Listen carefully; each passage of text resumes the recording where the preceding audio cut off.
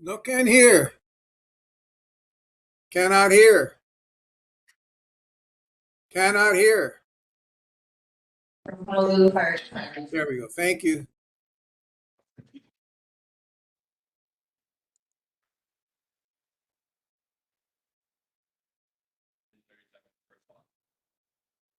On staff for one structure fire, reactivated fire alarm, 36 medical calls, and one more due. Safety tip for the month Is he speaking? We cannot hear. and resources. Understanding how you'll be alerted during the urgent Much emergency. better. Thank you. Knowing where to find accurate and official information, a key part of being prepared. You can learn more at honolulu.gov/DEM/stage. Couple of different alert messages are opt-in alerts and public alert and warning signals. Sign up at, so go to fire.honolulu.gov, HFT website for more information. Okay, community, we're gonna definitely need to use mics when we're talking today. So when we come up to the mic, please be right here in the mic. We're doing the best we can with what we have. Any questions for HFD from board members in person? Seeing none. Any questions for HFD for board members online? Community in person? Community online? Seeing none. Mahalo so much for being with us. Thank you. Moving on in our agenda, online, can you hear us? We're struggling with audio and camera right now. Are you good? Okay. I'm hearing you okay. Moving on to Honolulu Police Department, do we have a representative from HPD here with us? Seeing none, we can circle back to that, if they should come later. Moving on to filling of vacancies on the board, and I'm gonna hand it over to our previous chair, Park Spencer. Chair, I did want to take this time, especially with everything on the agenda as well, to take the time to follow everybody here for, not sure tonight, but I did want to make the announcement that I will be resigning, effective immediately. I did get a fine bonus opportunity on the island of Maui, so we will also next week. I appreciate, the support. The chair, the community for here, for supporting me these last 4 years as chair and as a member of the board. Learned a lot. Definitely gonna be still family business in the area. And it's gonna be pretty gradual. It's gonna be overseas. So, I'll be able to see everybody here in the future, pretty often. And everyone in the community. And just follow, please continue to engage with this board. This board is something that is a very important area of our island. Basically from Temple Valley all the way up to Pu'u Lower. So I think that the practice issues definitely takes a community to be involved, to be vocal about it, to come into this board, raise those issues and continue to be engaged. So that we have folks like our city council members and our elected officials come by, hear your concerns, and get those addressed. So, once again, mahalo to everybody for your support. I just want to take this time now to make this vacant so that chair can go ahead and solicit anyone who wants to. So mahalo. Greg. Mahalo to Michael Kana who took on that role while my son was in the hospital. I really appreciate you. I miss him so much. We're gonna move on to the agenda, so we have an opening in sub-district 4. If we know someone that lives in that area that is back on a William Road, basically that whole road all the way down, who's interested, please have them come down, or is there anybody in the room now that would like to fill that vacancy that lives in that space? Online? Seeing none, okay. We also have a sub-district 6 vacancy that's behind Time Supermarket in Ahui Manu. Anybody in that area, send them my way, otherwise we will open up at large seats next month. That is what will be agendized for next week. I will have 2 large seats if I don't have anyone come forward between now and September. Moving on to election of officers, is there anybody that would like to take the vice chair position? I do need a strong second, because I cannot always be here. Yeah. So please consider that Seeing no hands now, Yoni, please talk to your wife and let me know what she says. We also need a treasurer. I'll be treasurer. Thank you, Uncle Dan. Do we need a vote for that? Yes. Okay. Roll call. Roll call, real quick.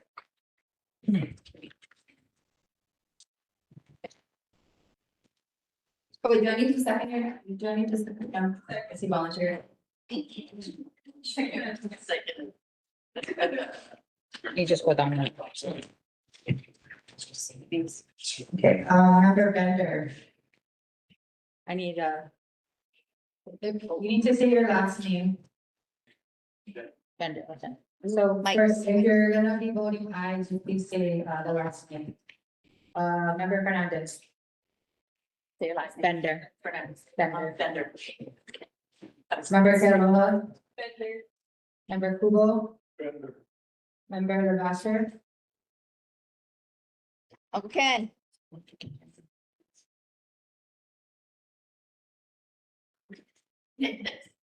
Uncle Ken, can you hear us? Yes, I can hear you. Say Bender. Say, we're voting for treasurer and we're voting for Oh. vendor. Aye. Okay. Aye. Member Arthur Machado. I think you walked away from this. Kelly Machado. Aye. Aye. Member Masterson. Member McIntyre. Aye. Member Miller. Member Raccoon. Member Towell. Not here, okay. Member Winchester. Not here, he's here. Okay. So treasure. Yep. Okay, thank you so much, Uncle Dan. You are our treasurer. I'm gonna go askew from the agenda right now. We have a visiting council member online with us. She's gonna give us some information. So we have council member Tupola, who's not in our district, and she's gracing us with her presence. She's gonna give us some information on her task force that we're gonna take action to support moving forward for the landfill. So member Tupola, I'll pass it over to you. Aloha Chair, aloha board members. Thank you so much for having me here tonight. We are holding a ending land force task force, and the landfill itself is actually in interim right now. They're trying to decide if they will find a site, but I am proposing that all things hold off until we are able to complete this We're task force. struggling right now. I'm so sorry. And we want everyone to hear you. So sorry. Can you hear me okay now or no? We'll try again. Switch the speaker to this one. I switched it to the TV. Could we get a mic check from you, council member, real quick, please? Mic check 1, 2, 3. Can Thank you hear so me much. now? Now we can hear you. Sorry about that. Okay, thank you, Chair, board members, for having me here tonight. I am the start of the landfill task force has commenced. We had one meeting so far. We have about 22 members on the task force from different areas of expertise, green waste, recycling, as well as trash, and any type of industry that has to do with the landfill. We are going to be convening until next year, November. Every month we will convene, and there is a website on the city council that you can go to if you want to see any of our meetings. But we are discussing how to decrease our dependency on the landfill. The overall goal is that we are able to come up with a plan, and then also what technologies would be needed and what funding or how much funding would be needed in order to get us into a new direction so that we never have to site a landfill again. Councilmember Kiaina is on the task force and very other private sectors, but we also do have DLNR, DOH, ENV, and various people who work within the state and city that have to do with solid waste. So it is a mix of many people, but all very passionate people about moving in this direction. And I do believe that this is the only way that we can really resolve this issue is to actually end landfills altogether. But we shall see by the end of next November, we will have a conclusive report that will be for the public. I'm open for questions. Mahalo, Constance. Hello, Mike. Mahalo, council member. Board members in person, do you have questions for council member? And you need to talk very loudly because we are riding the struggle bus tonight. No, nothing's working. It's not gonna work right now. Okay. We have to basically talk to the computer. Okay. Questions? Nope, you got nothing. You gotta talk very loud. Just mahalo for coming tonight, for jumping in this evening, very much appreciated. Yeah. Hi, council member. Any board members online that have questions for council member Tupola?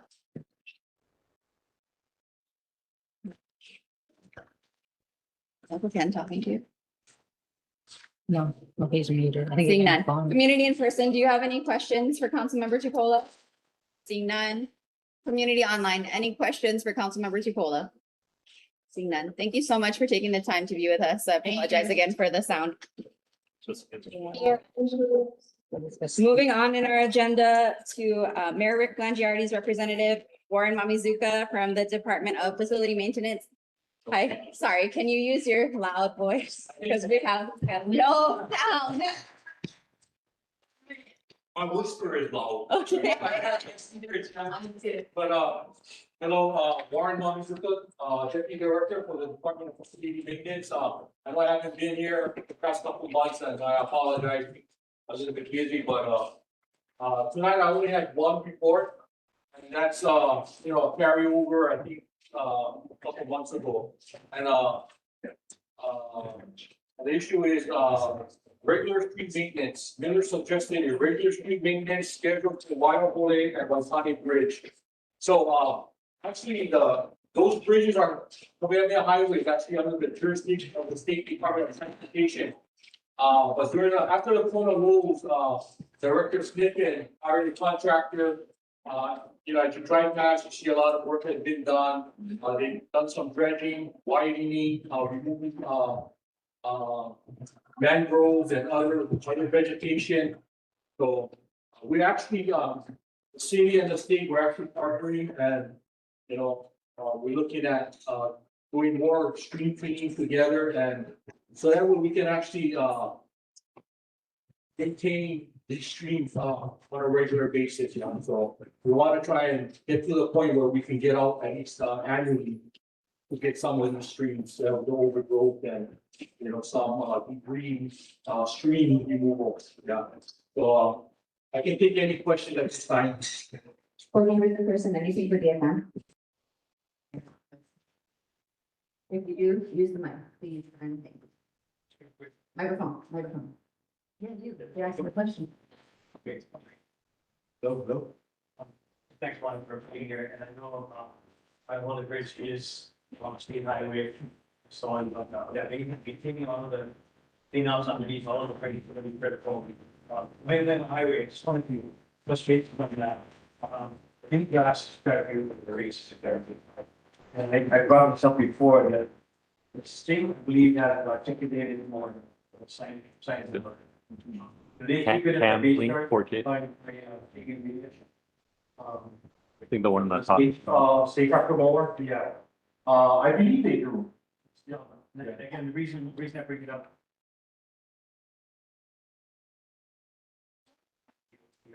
On the agenda tonight is in some form. Because knowing that, county roads come into each state.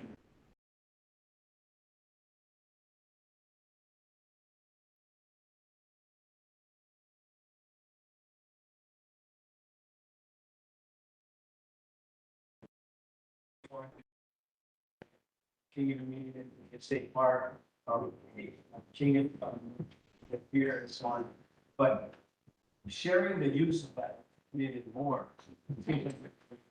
It's not like it used to. Should be. Have this go weed and then come back to my state. This is all you, so whatever yours is. It really needs to be cut so often. I know that. Yeah, that's me. Yes. No. Cut the guinea grass, 2 days later, I say the word guinea grass and go. So yeah, just trying to encourage the state and county to collaborate. Look, that's And just go along the highway there. So it looks, It's pretty difficult when you're on that highway. you're gonna have to mirror. Just wanted to bring us that. And then, You see how it's backwards? DOT folks sent us an email Like go into the videos. this evening, I started with Jesse, maybe we could here where we talk And also something about here. Bridge, we talk like Kahaluʻu Stream and Kahaluʻu Stream as well. And of course, with what's coming at us, we're gonna get tested. And see how it works. Very. No, you're welcome. Just to, for the city, we actually got, shipment of, new tractor mowers, so it's a little bit different from the mowers our operators are, accustomed to. So there's some training that has to be done, so hopefully we can get that out soon and, get started. The mic could be picking up. Some of the guinea cat grass. Where Could be the USB device. come into play in Waiakole, in the Makai side, because That 100 acres on the Mackay side, 2 miles of shoreline was acquired with federal highway related monies. But it ended up under the Parks Department. Yeah. And food could make a big difference because if Waiahole or Waikani Stream really flood, gives them someplace to go, they want someplace to go. So yeah, maybe it could be put to use there, the new moors. Shoots. Well, I can always speak with the district manager, know him pretty well, so I'll give him a call.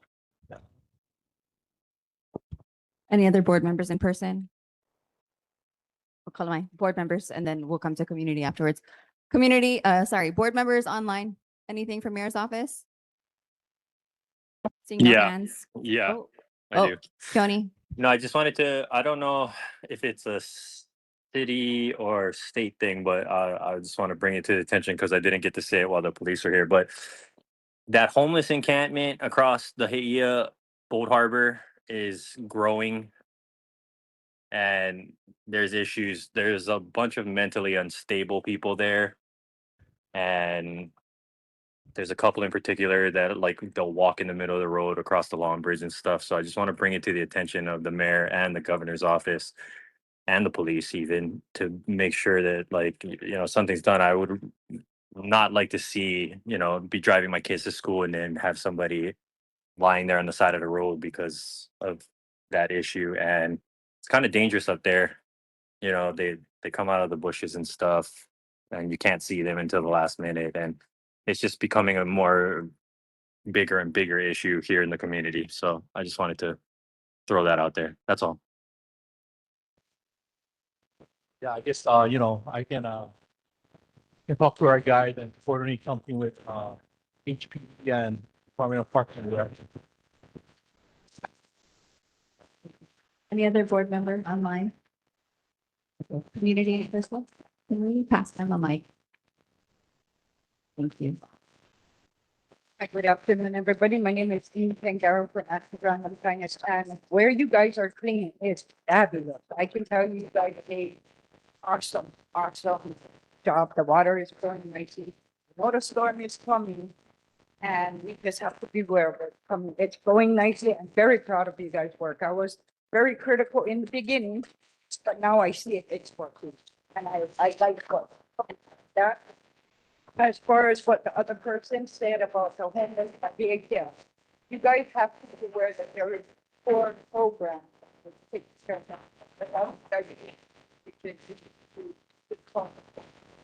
So that might be a good thing to forward to the core program for the homeless. It's HPD, they roll out the ambulance and they just take these people away for care. So I just wanted to thank you and your people for doing such an awesome job. Thank you. I'll pass that message along to State Department of Transportation Director Snifkin, because they're actually doing the work, the state. I'll see him tomorrow. I'll let him know. I would like to take all the credit, but this is kind of public, yeah, so I cannot. Will do. Thank you. Mahalo. Go ahead. Hi, my name is Terry Canberra, live over here in Kahaluʻu. I also think it looks great, but you guys have cleared it before and it still floods like mad. And you said it looks like it's flowing. My question is, I don't know if it's city, county or state, why haven't they thought about building more raised bridge? And whose responsibility so- that is. Yeah. Email later, John? Can we table that because that is a longer term conversation and we have a super full agenda, but Yeah. are we good to table that one? So somebody's thought of it before, somebody mentioned it Yes. before, and somebody knows that something's being looked at. Thank you so much. But Real it's fast, like real super fast. With regard to Heiakea, Heiakea is all city. Yeah. 220 acres. Collaborating with the Parks Department, but also the primary user in Heiakea is the film industry. They gotta kick in. They gotta kick in and help because they're always there and we all know that. And that's fine, but if they are participating and helping with what's going on in the back of the valley, that would be, that's only fair. Yeah. That's that's the give back that gives them their tax write-off. Understood. Okay, great. Any other community members from Mayor's office? Any community online from Mayor's office? Seeing no hands. Thank you so much for coming to give us those Thank you. updates. Good luck in the week ahead. Moving on to Councilmember Esther Kia-Aina. Aloha and good Councilmember- Thank you. Aloha and good evening, everyone. First, I just wanted to inform everybody about a land conservation workshop that we are holding on Monday, August 17th from 10 a.m. to 12:30 p.m. at Windward Community College, Haleʻokoʻokoʻa. As many of you know, there are city, state, and federal programs whereby community and nonprofit organizations can work with authorities to take title to properties with normally a federal agency, a governmental agency holding a conservation easement. So we're going to have all of the agencies there who have funding streams. We're going to have the Trust for Public Land as well, Hawaii Land Trust, and the Office of Hawaiian Affairs. So I highly encourage everyone to come. This is for conservation or agricultural purposes. I wanted to thank the board for your support previously of a resolution urging that the state of Hawaii ban the harvesting of aquatic life from state of Hawaii marine waters for commercial aquarium purposes. Today, the Honolulu City Council passed 2 resolutions, one directing the Department of Land and Natural Resources to prohibit it, as well as the state legislature. As many of you know, we were the remaining county to not take a position on this collectively. So now we join Kauai County, Hawaii Island County, as well as Maui. On August 28th, please write this down, 9 a.m. at the Board of Land and Natural Resources. There will be agendized an item. We do not know the parameters of what they're going to agendize, but on August 21st, they're going to be posting what it's about. So anybody who cares deeply about this issue, I highly recommend that you attend this event.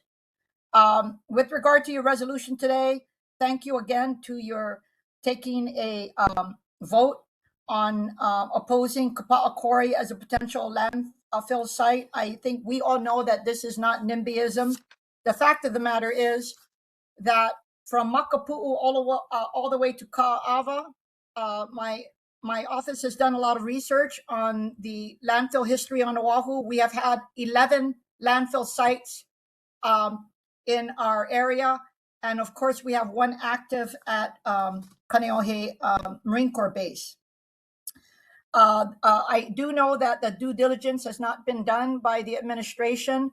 And so I do question the seriousness of such a proposal and the unfairness of actually contemplating it, because unlike other proposals where they had lots of paper and all the due diligence, for this one, I don't believe they've even conducted site visits to ascertain the topography of Kapa'akori. If anyone's interested, you can go to my website, honolulucitycouncil.org, and of course, just click on my name as well as city projects, and you will see my white paper on this issue.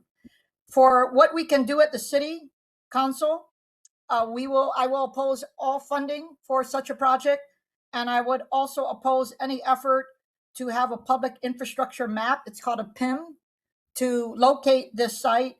I will defer to our state lawmakers. Act 73 currently does not allow Kapa'akori to be a landfill, but there may be efforts by other lawmakers to decrease the buffer zone. And so our windward lawmakers are going to have to unite and ensure that that doesn't happen.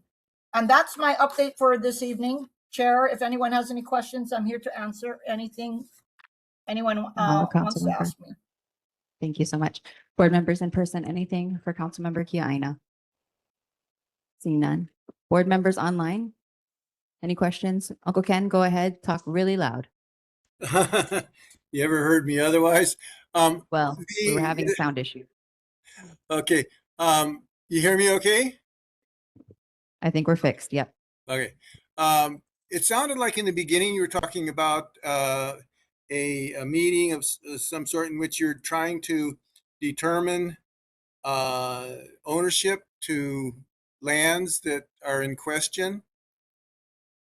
No, this is an informational briefing where I'm going to be bringing city, state, and federal officials who have funding streams for nonprofit organizations who are interested in acquiring private land for conservation or agricultural purposes. And you have been seeing in the last several weeks a lot of major acquisitions that have been taking place, including Pali. And so what I'm doing is that I have been well aware for decades about these programs, but I feel that a lot of communities and nonprofit organizations are not aware that there are funding streams. We are sitting at the city on over $50 million for potential private land acquisitions for conservation or agricultural purposes. And I just feel that as many communities and organizations should come. This is not limited to the windward side. Anyone from Oahu can come and just learn what it takes to work with these organizations and governmental agencies to potentially look into conservation or agricultural properties to acquire. Okay. My concern, and I think we'll be bringing it up once or twice tonight, is we have roads in limbo here in Kahaluʻu, serving agricultural areas owned by 57 dead people and their dissolved trusts. And it's extremely dangerous. We're going to have a problem. It'll cut off water to a major part of Kahaluʻu if the bridge does collapse. It's a big issue. We've been working on it for 40 years now. And we can't get anybody from the city to do anything about it. We would prefer it went that route. But we are now having to tap into the governor's office to try and get this issue resolved through HRS 264-2.1. So we'd rather it went through the city to assume responsibility. But, these streams, they are private roads, but they will default to the state. And that HRS I just cited to you automatically, when the state gets it, that automatically goes to the city. So you guys are going to get it if we go to the state. So the idea is to see what we can do with these funding streams possible, get that bridge fixed. You'll also, because the bridge is at the beginning of Ahilama. So Uncle Ken, I think Councilmember Wire has some updates for us on that. But Okay. I think End of should we let subject. Councilmember Kiaina be aware of the situation as well. Thank you. But, But can- I just want to say that they're separate processes. So I know that you're hearing that we have a lot of money, but it's a separate process. So I understand what you're trying to say, and I'll defer to Councilmember Wire and the Department of Transportation Services for the city to work with communities with regard to the transference of any private road to the city. It's that's all I wanted to say. Okay, thank you. It can't be mixed. Yeah, thank you. Mahalo. Any other board members online for Councilmember Kiaina? Seeing no hands. Community in person? Anything for Councilmember? Community online? Anything for Councilmember? Seeing none. Mahalo, Councilmember. Thank you so much. Moving on in our agenda to Councilmember Matt Wire. We have in person tonight. Thank you so much. Thank you, Aloha Chair, board members, community members. So we did distribute our newsletter. Chelsea will throw it in the chat online so folks have the e-copy. And I won't repeat all the updates. We've, provided the info on the resolutions regarding the aquarium fish collection and of course, stand with the community in preventing that, right? I think it is pretty reasonable, not just because of the impact on our reef system, but obviously understanding that it's been illegal for at least 5 years on Oahu, that we're not, killing any businesses that are operating legally, of course. You know, I was just talking with one of the community members about conversations we've been having about activating city land for agricultural purposes. That's going to be a lot harder given the elimination of OER that happened in the recent budget, but we're still having that conversation with CCSR, climate change, sustainability, and resilience. Just because DPR is kind of pushed back on being the overseer of those lands, specifically not having capacity to manage ag leases. And so that is a work in progress, but we'll be having at our next committee meeting, our Energy, Environment, Sustainability Committee meeting, update on how we can use Clean Water Natural Land Fund monies to support agriculture in the community. We're still reviewing the discussion on the bridge. We did follow up with Board of Water Supply. I don't know if they're on, but I'll go and give an update to that. We had hoped, given some feedback from the community, there may have been infrastructure on the bridge that would trigger some type of maintenance responsibility. I'll defer to BWS, but we were told that that's not the case. They don't have a line completely on the bridge. Just stepping back, this is an issue that I think the board is extremely familiar with, because I know Heidi, Councilmember Sunio, she did a reso in 2021, is 21-160. And of course, across the entire island, all of these private roads, bridges, infrastructure, generally what the city requires is that they be brought up to code. And so that's usually the barrier before the city takes over. So we have some meetings lined up, and we're going to be talking with the city about, of course, my preference is just that we take it over as is, because it's a health safety issue. Given that it has connectedness to ag, we're looking at whether potentially the Clean Water Natural Land Fund monies could be used for that. We also have charter amendments that are going to be on the ballot on this upcoming general election. And so, of course, our charter is our city constitution. And some of those specifically relate to some of these special funds that we have and making them accessible to community, right? So Clean Water Natural Land Fund, that's already accessible to the community. So folks can apply to get funds to buy land or preserve land. That's one of the examples we have in our newsletter from Kahaluʻu. But things like the Resilience Fund are not accessible. And so we do hope folks support that amendment on the ballot, because making those funds available to, say, nonprofits or community organizations could help them get monies into community hands for resilience projects. And I think in a case like this, the nexus would be the safety resilience issue, and then maybe a community group could help bring it up to code and then make it easier for the city to take over. But of course, my ultimate goal is just to have the city take it. I asked deputy director earlier if we could just do it, and didn't commit yet, but he's open to talking about it. Encourage folks to come to the land conservation workshop. I'll also be there with Councilmember Kia Aina. Of course, I know Chair was at the meeting last night, the Ahu Laka meeting, and Councilmember Kia Aina was there as well.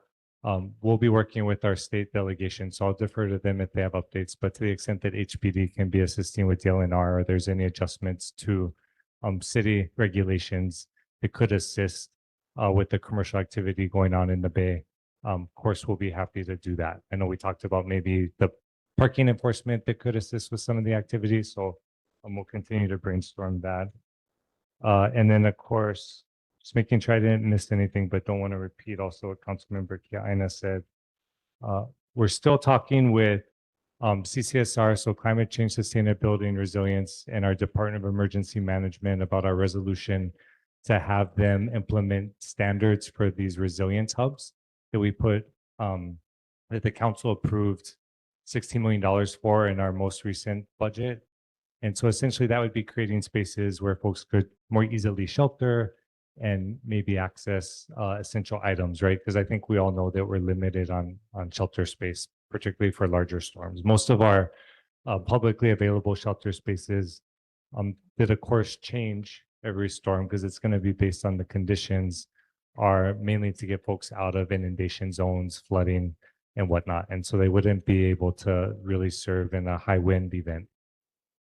And so I'm happy to take any questions. We did have, an update on the chicken operation, and we've been talking with community members more broadly about how we can maybe amend some of our legislation to make it easier for HPD to enforce on some of the activities that are going on. Thank you so much, Uncle John. Yeah. Hi, Matt. It's great to have you here in Yes. person. So a couple of areas of concern that have come up already. Heiakia is owned by the city and county of Honolulu. Mhm. Again, about 220 acres. It was acquired with the help of the Trust for Public Land and so on. Great space. One of the few open spaces still left on the windward side in Ko'olapoko. And so really important. But as has been mentioned, homeless people taking over the area. The film industry uses that valley extensively. And so I think it'd be really helpful for your office to really start to inquire, what are the agreements with the film industry? Of course, you've got the state film office and you've got the county has a film office as well.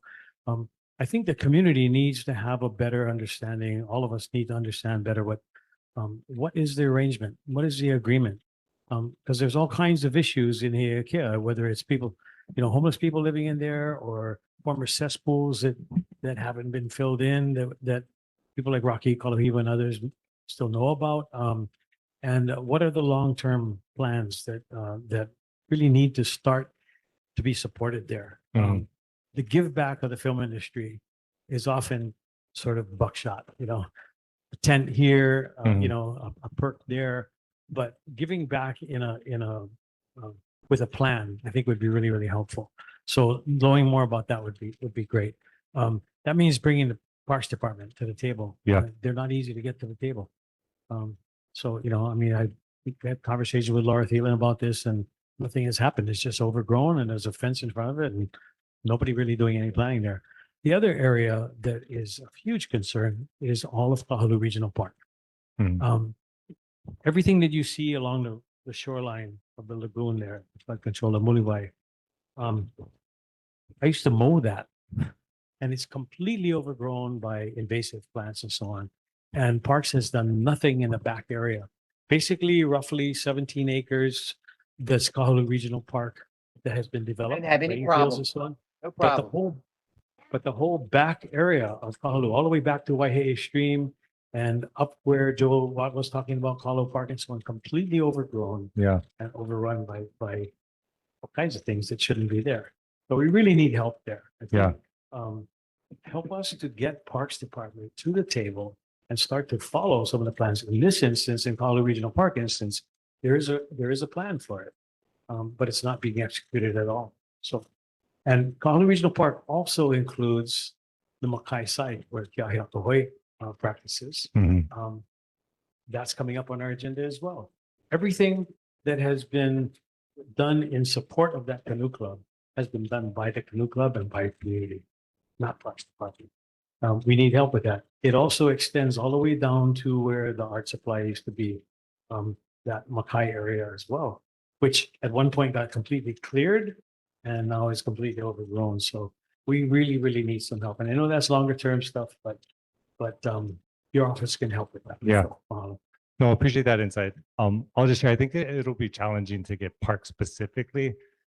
We were on the cusp of making some substantial progress on activating city land, working with OER and CCSR, but of course, since council eliminated that office, it's kind of shaken up all of the work we're doing in the agricultural space, not just the small business space, right? Getting into those programs.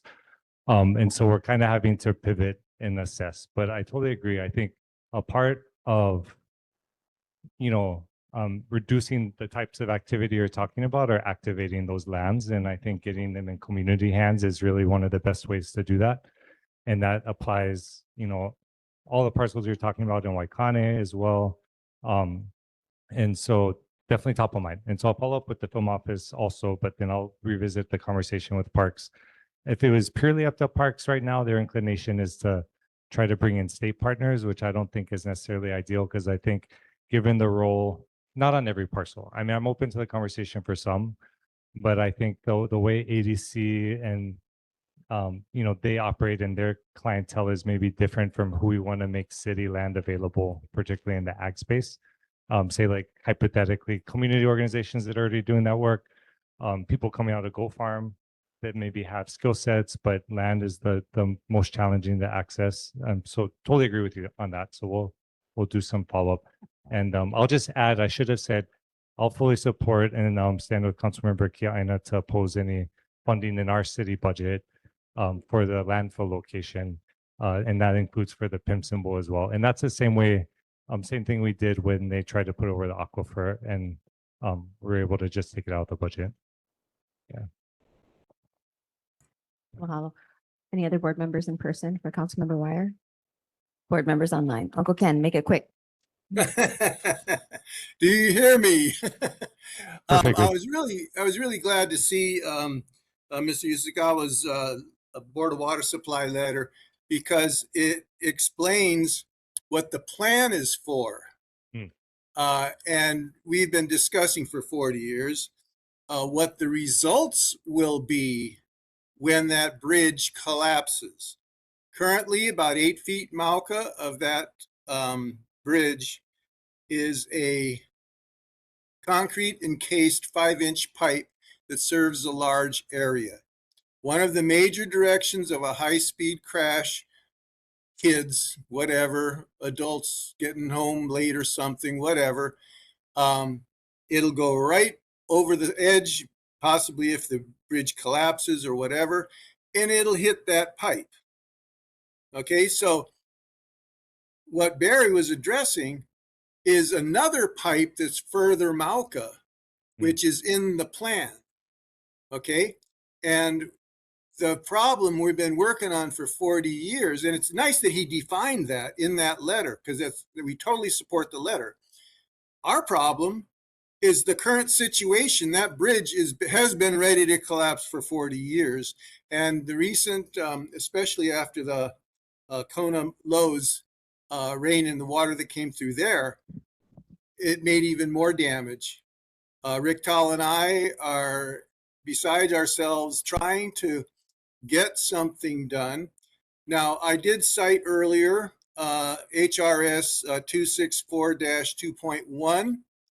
That law, disputed roads, was written for that bridge and that section of road between the head of Ahilama, where the bridge is, and Waihe'e Bridge.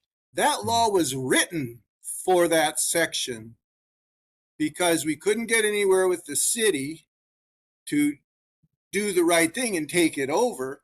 And this way, when I explained to the state that probate court Okay, Uncle Ken, gives that so to the city, Uncle the Ken, we state. have very limited time and we started super late. Can you email all of this over to council members' office? Because I think they're pretty abreast of all of the situation other than that update that you're referring to.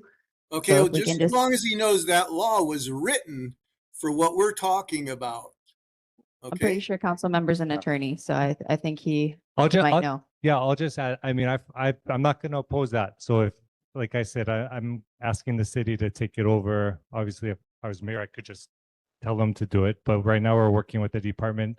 In 2021, when Heidi did her reso, right, DDC, I was looking Right. through DDC's response. And so they had done a letter even back then opposing it. But it's a top priority for me. And so, and thank you but for that. I'm happy to assist be a part of state conversations too. Like I'm not opposed to the state telling us we need to take it either, because I want the city to take it over. Oh, that's good to know. Thank you. Thanks, Uncle Ken. Any other board members online for Councilmember Wire's office? Councilmember Wire himself, actually. Community in person, anything for council member? Community online? Seeing none. Mahalo, council member. Mahalo. Moving on in our agenda to Board of Water Supply, Barry Usagawa. Hi, Barry. Hello, Chair, members. Yeah, just following up on the question. Well, let me start with the one general announcement. Imagine a Day Without Water 2026 is coming up. So it's in partnership with the Office of State Representative Chris Muraoka, and and more than 25 city, state, and nonprofit and community organizations invites the public to attend this year's Imagine a Day Without Water event. That's Saturday, September 26th. It's in Waianae Mall, Arc of Safety at 9 to 1 p.m. And that's along Farrington Highway of Waianae Mall. The question, about, last month about our pipe replacement project on Ahilama Road, which was just been discussed. I checked with our engineering folks, and they still have that pipeline replacement in design. But yeah, that section of Ahilama, which was just the subject of the previous discussion, is private. We need to get an easement as well. So happy to to understand that the city may some resolution may come to that if the city takes it over. That would help us with that project. But it's in design. We don't have a timeframe for construction yet. And that's my report, and I'd be available to for any questions. Mahalo for following up on that for us, Barry. Board members in person, anything for Board of Water? Seeing none. Board members online, anything for Board of Water Supply? Seeing none. Community in person, anything for Board of Water Supply? Community online, anything for Board of Water Supply? Seeing none. Mahalo, Barry. Thank you, Chair. Moving on in our agenda, I did invite Department of Transportation Services to come join us. They said that the roads in question that we had concerns of were solely at the responsibility of DOT, so they will not be joining us this evening. Moving on to Governor Josh Green's office, Jenna Siegel, we usually have in person. I don't see. Hi, Jenna. Yeah, sorry I wasn't able to make it in person, but good evening, Chair and board members. I'm going to add the link to the governor's newsletter in the chat. And to save a little bit of time, I want to specifically address the concerns that were brought up last meeting for Department of Transportation. Director Ed Sniffen was unable to make it tonight, but he did provide the following information for me to share. So regarding the Waihole Bridge replacement, that is going through the environmental permitting process. The estimated start date of construction pending the completion of the permitting is July 2028, with an estimated completion of July 2029. And then the estimated cost is around $20 million, and the scope is the replacement of the existing bridge and realignment of a portion of Kamehameha Highway. And then regarding the Kahaluʻu stream clearing, the clearing work is occurring now and is expected to run for the rest of the week. They are currently working under the Kona Low Emergency Proclamation, which waives permitting requirements. The intent of the project is to remove boulders, rock, and sediment which accumulated in the stream from the Kona Low storms and reduce the water flow capacity near the highway at Tangstore and out to the ocean. And then next, regarding the Waihole Bridge flood mitigation, work at the Waihole stream concluded several weeks ago, so there's no active construction work that would cause brown water runoff. The inspector went out today and found no issues with runoff or brown water. They cleared about 275 feet of the stream at Waihole. And then regarding the reckless driving near Canoe Club, the burnouts and illegal activity should be addressed by HPD, law enforcement. And then for Kamehameha Highway between the hygienic store and Haiku, DOT asked if the board could clarify the concerns here, and along with the tree and power line concerns that were mentioned in the minutes. And then I think lastly, this wasn't requested by the board, but DOT wanted to share about the Waikane Bridge flood mitigation. So as part of the stream clearing for flood mitigation following the March and April storms, HDOT cleared approximately 1,200 feet of the Waikane stream. And they included details of the mitigation, which included the creation of swales and placement of boulders to reduce erosion. Those were included in the document that was sent to the board by Director Sniffen. And I can take any questions. Mahalo, Jenna. Board members in person? Board members online? Community in person?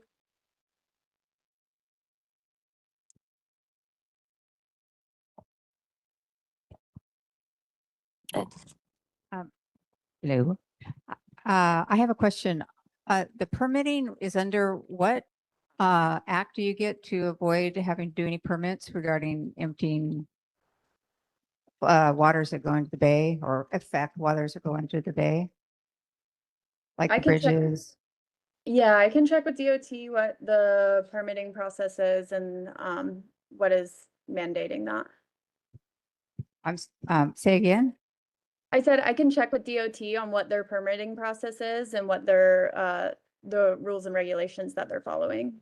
Well, you mentioned something previously when you were Jenna, I talking think about. she's talking about Act, was it Yeah, 70? that made it so they didn't have to address any permitting issues. Okay, yeah, so they're working under the Kona Low Emergency Proclamation, which waives the permitting requirements. I thought that was POW in July, the end of June, actually. I'm not sure, but I can check with them and get that when that ends. Yeah, okay. And then I didn't catch it. Who came out and inspected runoff, groundwater runoff from any activities going on with grading or reparations or whatever, repairs? Yeah, all the information I got from DOT was that an inspector came out. I'm guessing it's a DOT inspector, but I can check who exactly that is. Yeah, okay. Where did they inspect? At the Waihole Bridge, Okay. the Waihole So- Stream.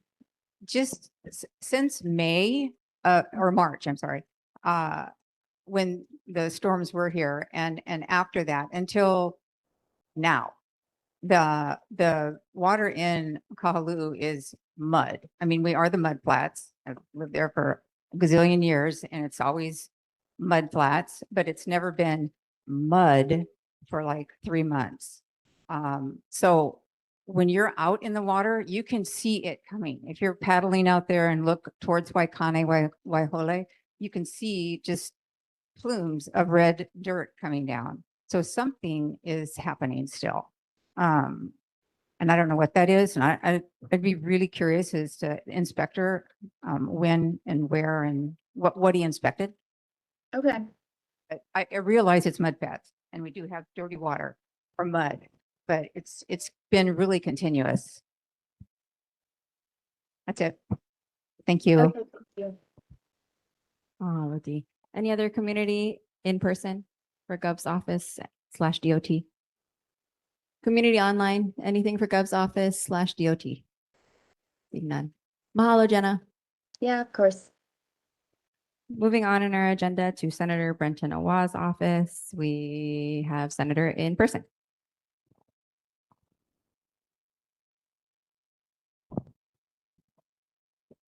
Aloha. It's been a while. Are you surprised? Last time I came, you know what happened on the screen, huh? I got some. You guys all remember? I got some tired kids over here, so let's get this out of the way first. This is not, hey, Brenton's campaigning. It just so happens that if we win, I got to get a lot of stuff off of our list, and this is one of them. We want to present this letter of recognition on behalf of the Hawaii State Senate to Hollinger Abbey. For those of you who probably don't know him, because he wants to keep it that way. He's been the guy who rides the mower and volunteers for the past 2 years every other week, cutting the grass at the tree project. He wants nothing. I try to give him gas. I try everything. He turns everything away. He didn't even come to pick this one up. He doesn't like the notoriety, but I'm gonna give it to his sister right now, Auntie.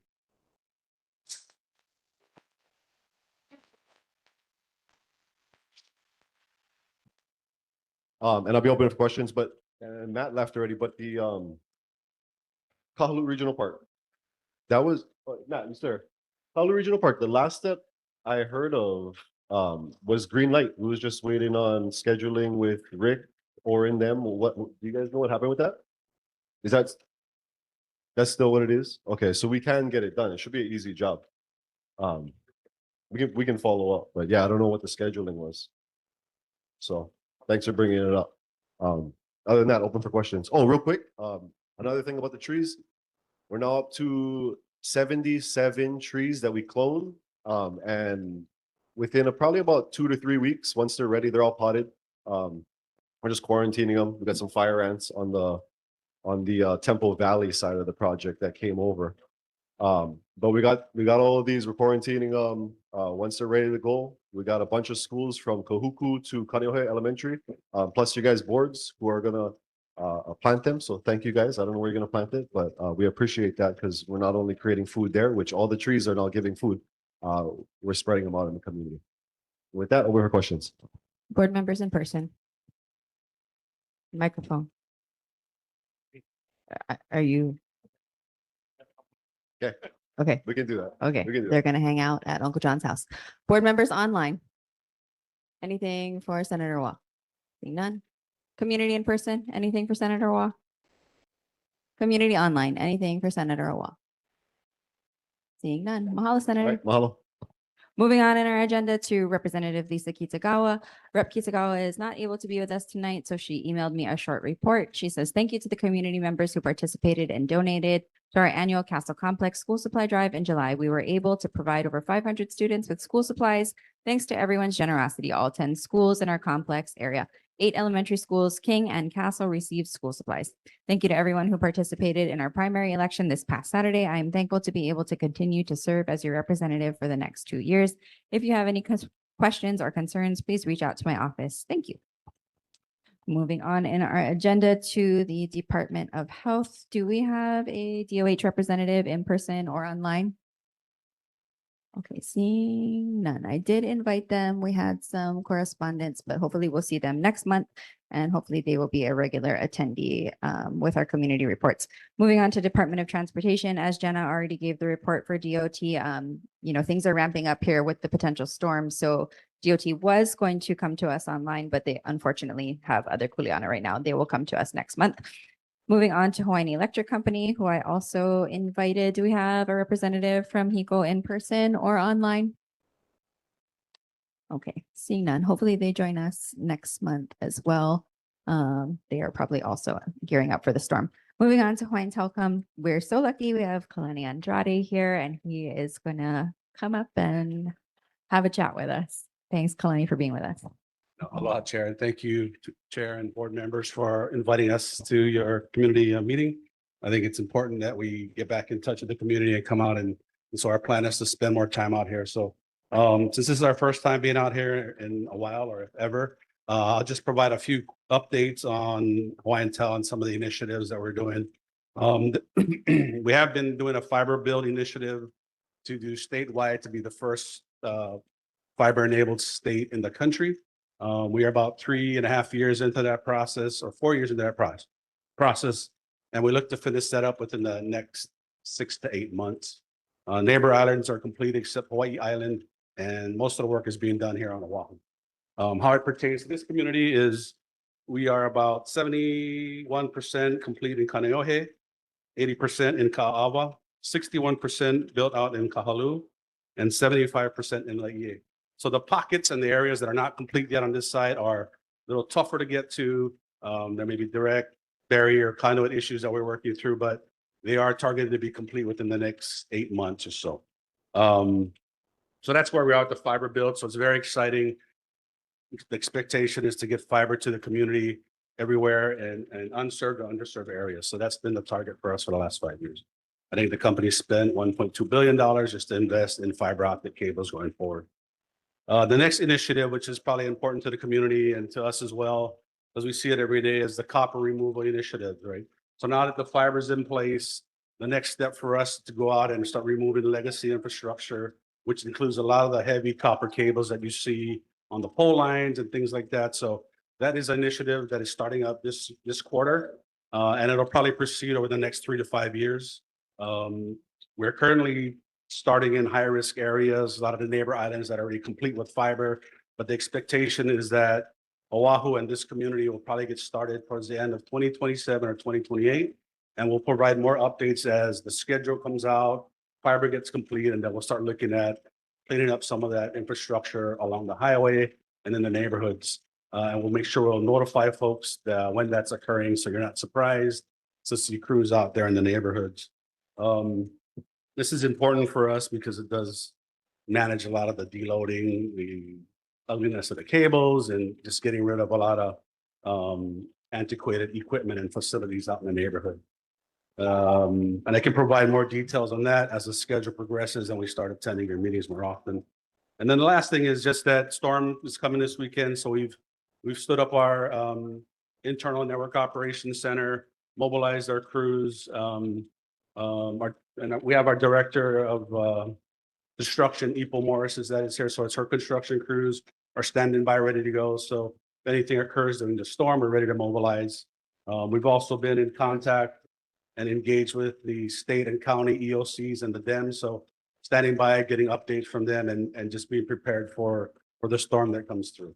And that kind of wraps up my updates for this evening and open to any questions. Mahalo, Kalani. Uncle John. Kalani, thanks for coming out. You and I have known each other for quite some time as we tried to get our copper line phone put behind us and fiber optic and so on. And it was very difficult to do, but I really appreciate that you guys have been so responsive in our community and, you know, with the facility down here at the bottom of Waihe'i Road, being able to just drive in there and talk story with Wine-Tel folks. I think a real big question in my mind is, you know, Wine Electric has the taller poles and the power is at the top. And then as you come down the pole is segmented into communications and so on and so forth. So, and I'll use the Waiahole example because you did come up the road in Waiahole with fiber optic. But I think that fiber optic is still on, to some extent, on the old poles and not transferred over to the HECO poles. And so I just wanted to, if you could touch on that. Sure. As you were retiring copper lines and so on, but maybe even before that, getting the fiber optic onto those HECO poles, there's some kind of an agreement that you have to go through with HECO? There's a pole attachment requirement. Since Wine Electric owns a majority of the poles throughout the state, we do have a process that we request attaching to their pole. That could be like a 45-day process for them to review. And then depending on the pole and the infrastructure that's there today, it could extend out anytime if there's make ready work or things like that.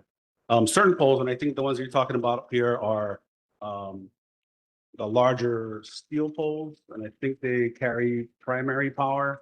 So, and we can look at those specifically again. I know we talked about this in the past, but we may not be allowed to attach to certain poles at certain times, and so there's some of the issues, but it's definitely things that we can discuss and work with people on going forward and address it with them. We have a pretty good working relationship with them, as we have to be as we're partners in the infrastructure, and so we can look back at those again. Okay. I have been with Amy Lewis and I participated in HECO's community working groups where they're looking at you know, developing plans forward and that are resilient and so on. But so there's you folks, HECO, cable people as well that use those poles, and I just want to encourage some kind of a better communication. Maybe how can we help with HECO to move that forward? Is that Sure. Is the movement of lines over to HECO poles, which they own but use the top of, is it a funding issue? Not always. I think it's sometimes it's a safety concern. It depends on the type of power, where it's at. If it's primary power, there's some safety concerns on both companies on what we can and can't do as far as attaching to the pole. And that kind of gets into our working agreement with Wine Electric. But again, every situation is different, so we can look at it. Okay. But that's usually the issue sometimes is either it's an old outdated pole and needs to get replaced, or there's a safety concern with regards to primary power. Okay. Okay. Thanks. Any other board members in person? Wine-Tel. Board members online? Okay, Uncle Rick, go ahead. Uncle Rick, go ahead. Oh, and a quick reminder to everybody that's in the room, please eat because we hate packing food up to take it back home. So please eat. Uncle Rick? Okay, go Uncle Ken. Uncle Rick. thank you so much for coming out tonight. My question is, I really appreciate your explaining that you will be taking out retiring out all of the old copper lines from the landlines. Because I think that's a big problem in big windstorms is you get all that junk up there that's really not necessary and it can pull the pole down and other wires as well. Is your effort along those lines and putting and with putting the new fiber optic lines, will you be tidying up some of the lines? Because some of the stuff, we just got these god awful, the lines aren't bundled together. And then my other question is, who do we talk to about trimming the growth around the communication lines? Because the Asplin people say that they're only responsible for trimming around the high tension wires that ECO has, but how do we attend to the lower lines, which includes yours? Thank you for the question. So the first question, with regards to cleaning up, we have started, I don't know if you noticed, but from probably Kahaluʻu out towards Laie, we've done a lot of cleanup of the pole line there, and then we're starting in other areas, and it's based on where the fiber is built. So we really can't start a lot of the construction and demobile the cable until the fiber build's complete. We don't want to cut people's services off. There's a lot of intertwined systems and services that have been on there for a while.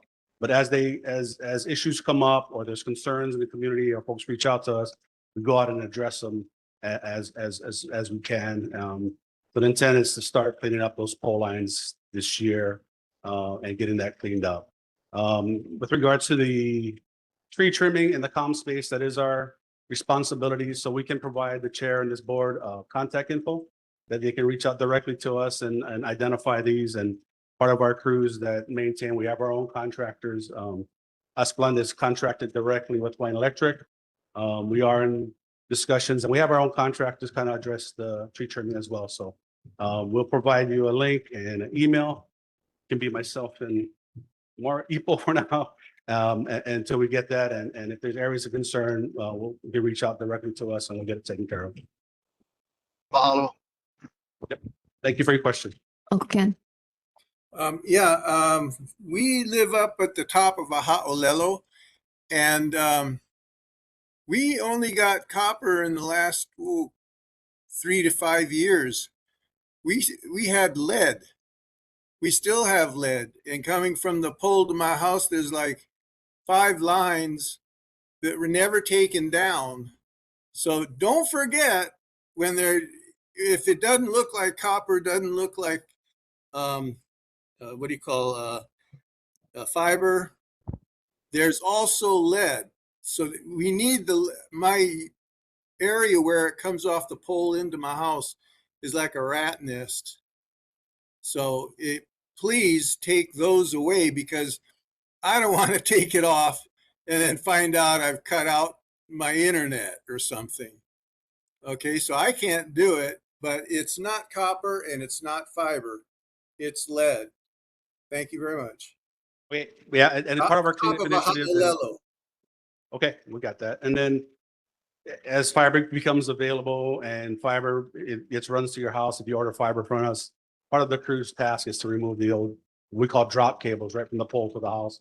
They'll remove the ones once it's out of service. Part of the cleanup is to. Go ahead.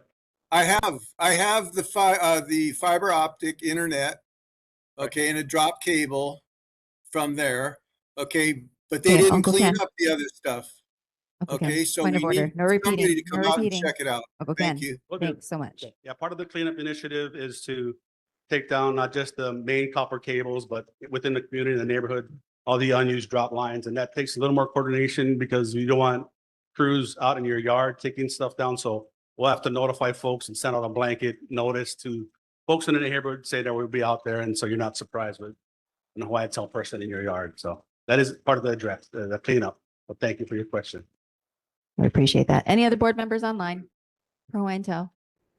Community in person? Community online for Hawaiian Tel? Oh, Uncle Donald, make it quick, please.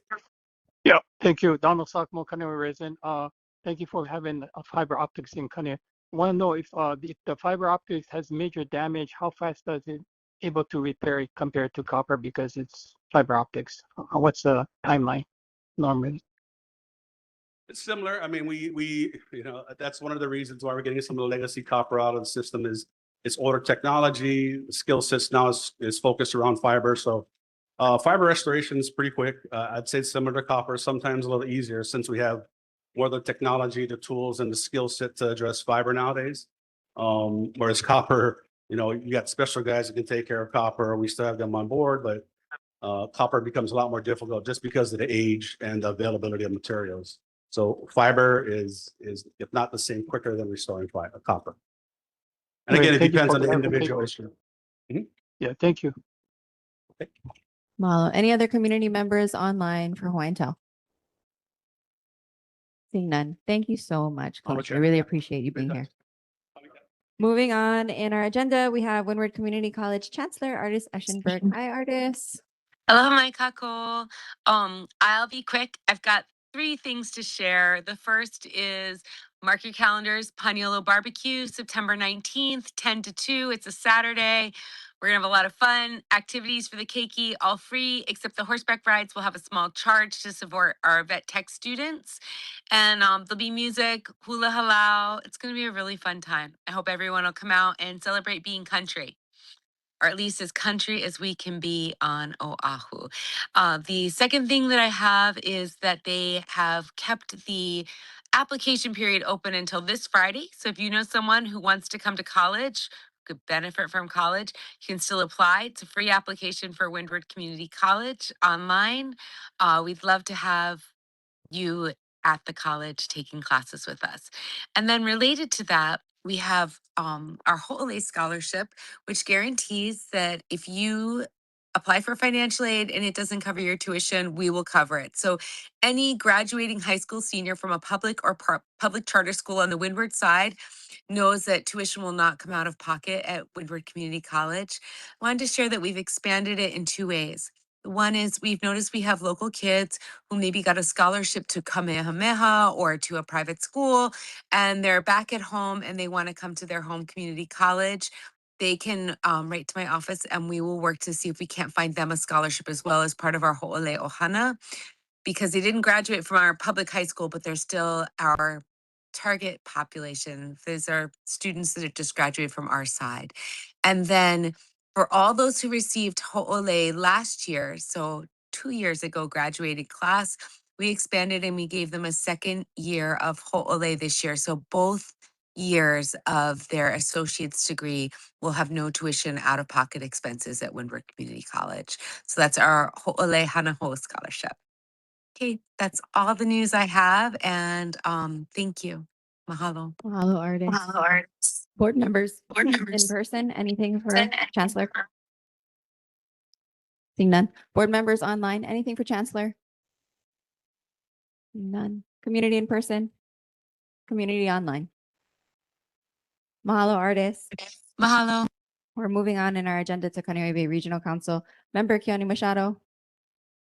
Hey, how's it going? The only thing I had to report, Councilmember Kia Aina had already mentioned, which had to do with the aquarium fishing issue going on. So yeah, that was pretty much it. Besides that, there's nothing new at this time. Mahalo. Board members in person. Board members online. Community in person. Community online. Seeing none. Moving on to U.S. Congress Representative Jill Tokuda, Emily Notori. Do we have Emily online? Hello, Emily. Aloha, Chair, members of the board. I just wanted to highlight a couple of things from the Congresswoman's report. She introduced 2 bipartisan bills to address gaps in the nation's rural healthcare infrastructure. The first bill is Rural Hospital Cybersecurity Enhancement Act. This requires the federal government to develop a plan for training rural hospital staff on fundamental cybersecurity practices. And then the second bill was reimbursing emergency services for critical urgent care. This bill ensures Medicare payments for air and ground medical services reflect actual costs. And then the Congresswoman also led a bipartisan letter with more than 60 of her colleagues urging the Centers for Medicare and Medicaid Services to improve reimbursement rates for telehealth visits at community health centers and rural health clinics. And then I wanted to announce also that the Congresswoman is accepting applications for nominations to our military service academies, students, and other qualified residents of our 2nd Congressional District who are interested in attending the U.S. Military Academy, U.S. Naval Academy, U.S. Air Force Academy, or U.S. Merchant Marine Academy are encouraged to apply. More information can be found on her website. Thank you. Wow, Emily. Board members in person, anything for Rep. Tokuda's office? Board members online? Community in person? Community online? Seeing none. Mahalo, Emily. Moving on in our agenda to Kaneohe Marine Corps Base, Auntie Christy Kalahipa.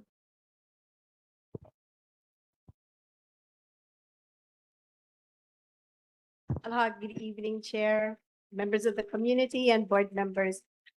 July was a very busy month, so I wanted to just share that we hosted the Kopiko Regatta. Over 3,000 participants were there. It was open base, so anybody was able to come and enjoy, participate or watch. Also, we had the Pacific, Century Pacific Fellows. This is a program designed after the White House Fellows. Former Mayor Mufi Hanneman created this. It's a 2-year program, and a group of individuals spend 2 years in the program, and they have only one day that they come and participate with the military. So Pearl Harbor hosted them for the first portion of the day, and then the second portion of the day, they come to the Marine Corps base, where we're able to share several different aspects of military training. And then, of course, we get to also share cultural portions as well.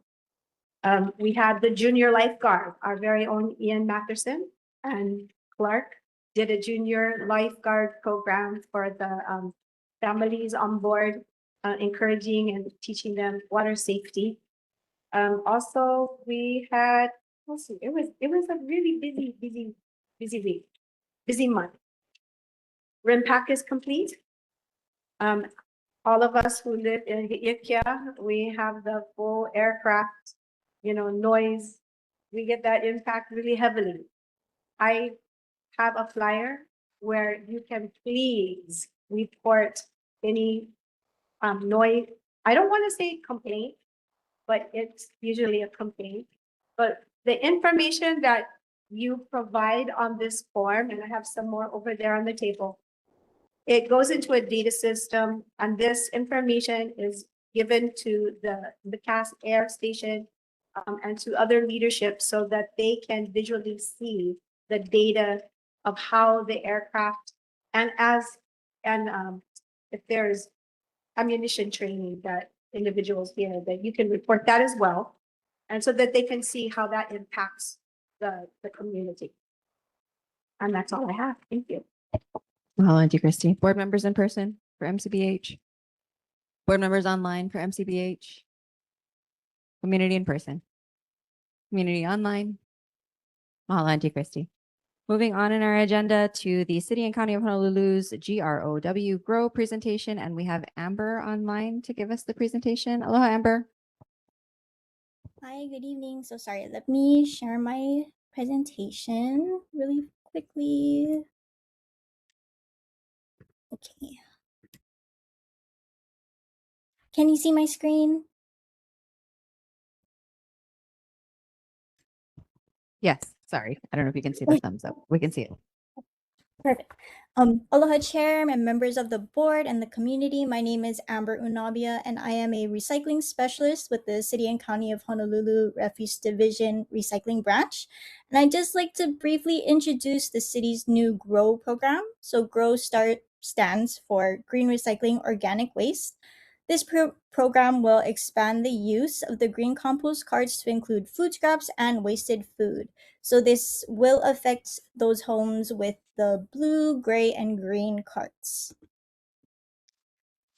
So this program helps address the approximately 60,000 tons of residential food waste generated on Oahu each year.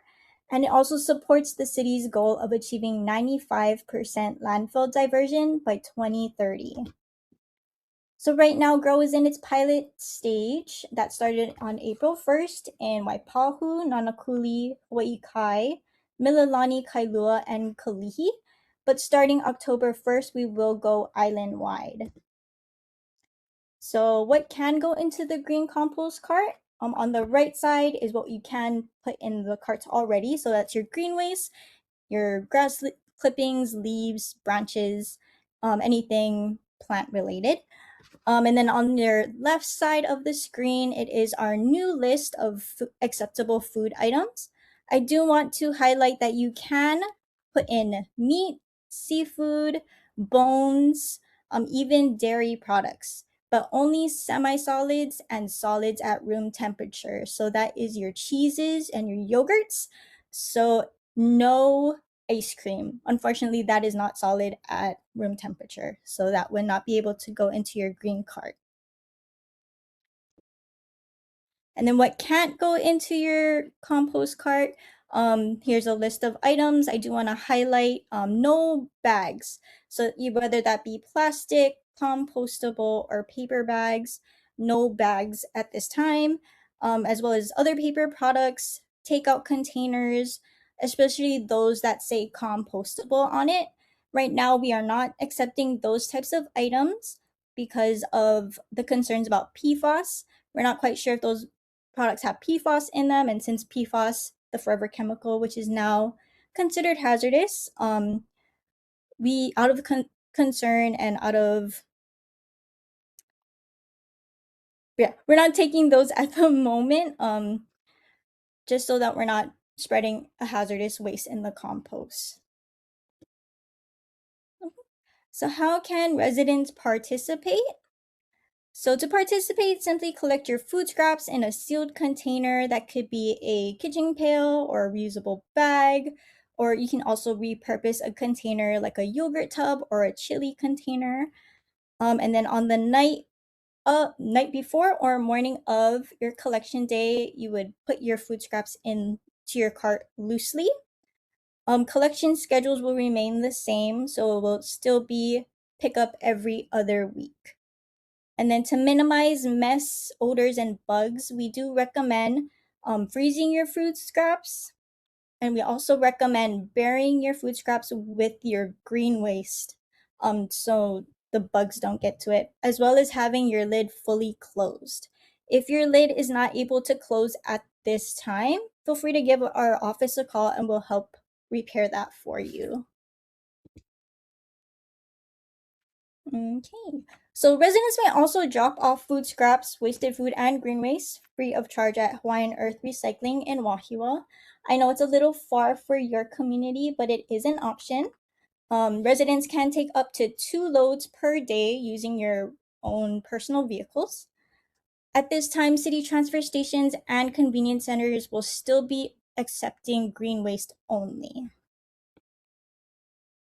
So what happens to your food waste after it's collected? It does go to our contracted composter, Hawaiian Earth Recycling. It does get turned into compost and sold to individuals, landscapers, and other agricultural users. Feel free to visit their website if you wanted to learn more. And I also wanted to note that the city's recycling team, we are currently collecting data, mostly looking for participation and contamination in the piloted areas, just to help us collect data so that we can educate better once we do go island-wide. Here are some of our education and outreach materials. We do have a webpage where all these fact sheets and brochures are available. We held public workshops in the piloted areas, and we are working on putting together an informational video to put on our website so that once we do go island-wide, everybody has that information. And any updates will also be posted on our social media channels, and I can also put that in the chat if you're interested. But that is my presentation. I'm open to any questions. Mahalo, Amber. Board members in person, any questions for the GROW presentation? Board members online, any questions for the GROW presentation? Seeing no hands. Community in person? Community online? Mahalo, Amber. Appreciate Thank you you. very much. Moving on in our agenda to key projects presentation to request support for the Department of Land and Natural Resources funding. And we have Joe Watt. I don't know where he went to, so I will come back to him when he, oh, Joe, are you online now? Joe? Okay. Are you going to talk, Joe?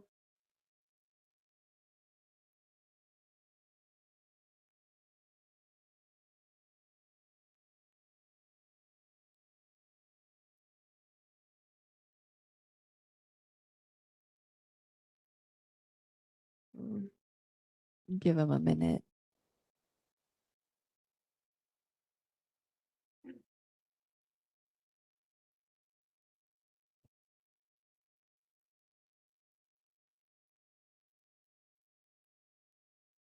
Okay, while Joe gets his presentation pulled up and sound together, I'm going to just move on in the agenda because I have basic announcements to make. There is going to be a special management area SMA hearing notice for 47-347 Lulani Street, tax map key TMK 47020. And that is going to be on the 14th at Honolulu Hale. And they already came to us last April, I believe. So I'm just letting you folks know that they are going to be having that hearing for DPP. Next is the HK update, the notice of violation and order docket number 2025-CW-EO-36 Hawaii Water Pollution Rules and Regulations, Wailehua Road Residential Subdivision, Kaneohe Island of Oahu, Hawaii TMKs 14-7-014-051-052 and 055. Department of Health was going to come and report on that for us for enforcement, but the current update is that there are people living in one of those homes, or at least in the garage portion of that. And I don't know if they're hooked up to any type of septic or anything like that, but that's the update there. They're not supposed to be living there because those homes were supposed to be taken down because they were in violation of the SMA minor permit that they originally presented to us, and then the SMA got revoked. So that's the update on that. The Laos Village update 47-649 Lamaula Road, the Manai Kalani Holdings LLC. I still have no update from Manai Kalani Holdings themselves. DPP did give me a call to let me know that they were trying to enter the property and were not permitted to come on the property to make their inspections, and that they were issuing a notice of violation based on not being able to work with the new owners. And then, Joe, are you ready? Okay, Joe's not ready. So 47-372 Maha Care Road update. So Cherie folks did provide us their breeders cards, which unfortunately are not actually permits for those chickens. That's a like organizational thing. And so city did come out and say, you know, that they're going to continue to investigate there. And I know that they spoke with Joel. Joel, do you have anything else that you want to update? Okay. So Sharia, I'm not sure if you folks are online. I think I saw your brother here earlier. I don't know if he left because we're running behind. But if anybody else has anything that they want to say on that note, now's the time. Regina, you could go ahead.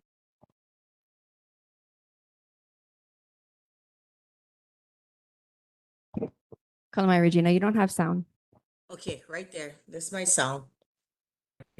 All right. No, I just wanted, I'm sitting here listening. I don't know what more that I need to do. Nothing right now. We were just getting an update Yeah. from the city. So they already gave us the update that they're still just, you know, continuing the nuisance investigation as far as the chickens go and everything. And Okay. that's just the update, just because we said last month that we would have an update. So that's just where we're at right now. Okay. Okay. Mahalo, Regina. You can come to the microphone. I'm Jean Tangaro, coming on this issue for Regina and her family. I don't know why this was not squashed from the very beginning. because it seems like it's an issue between tenant and not chickens.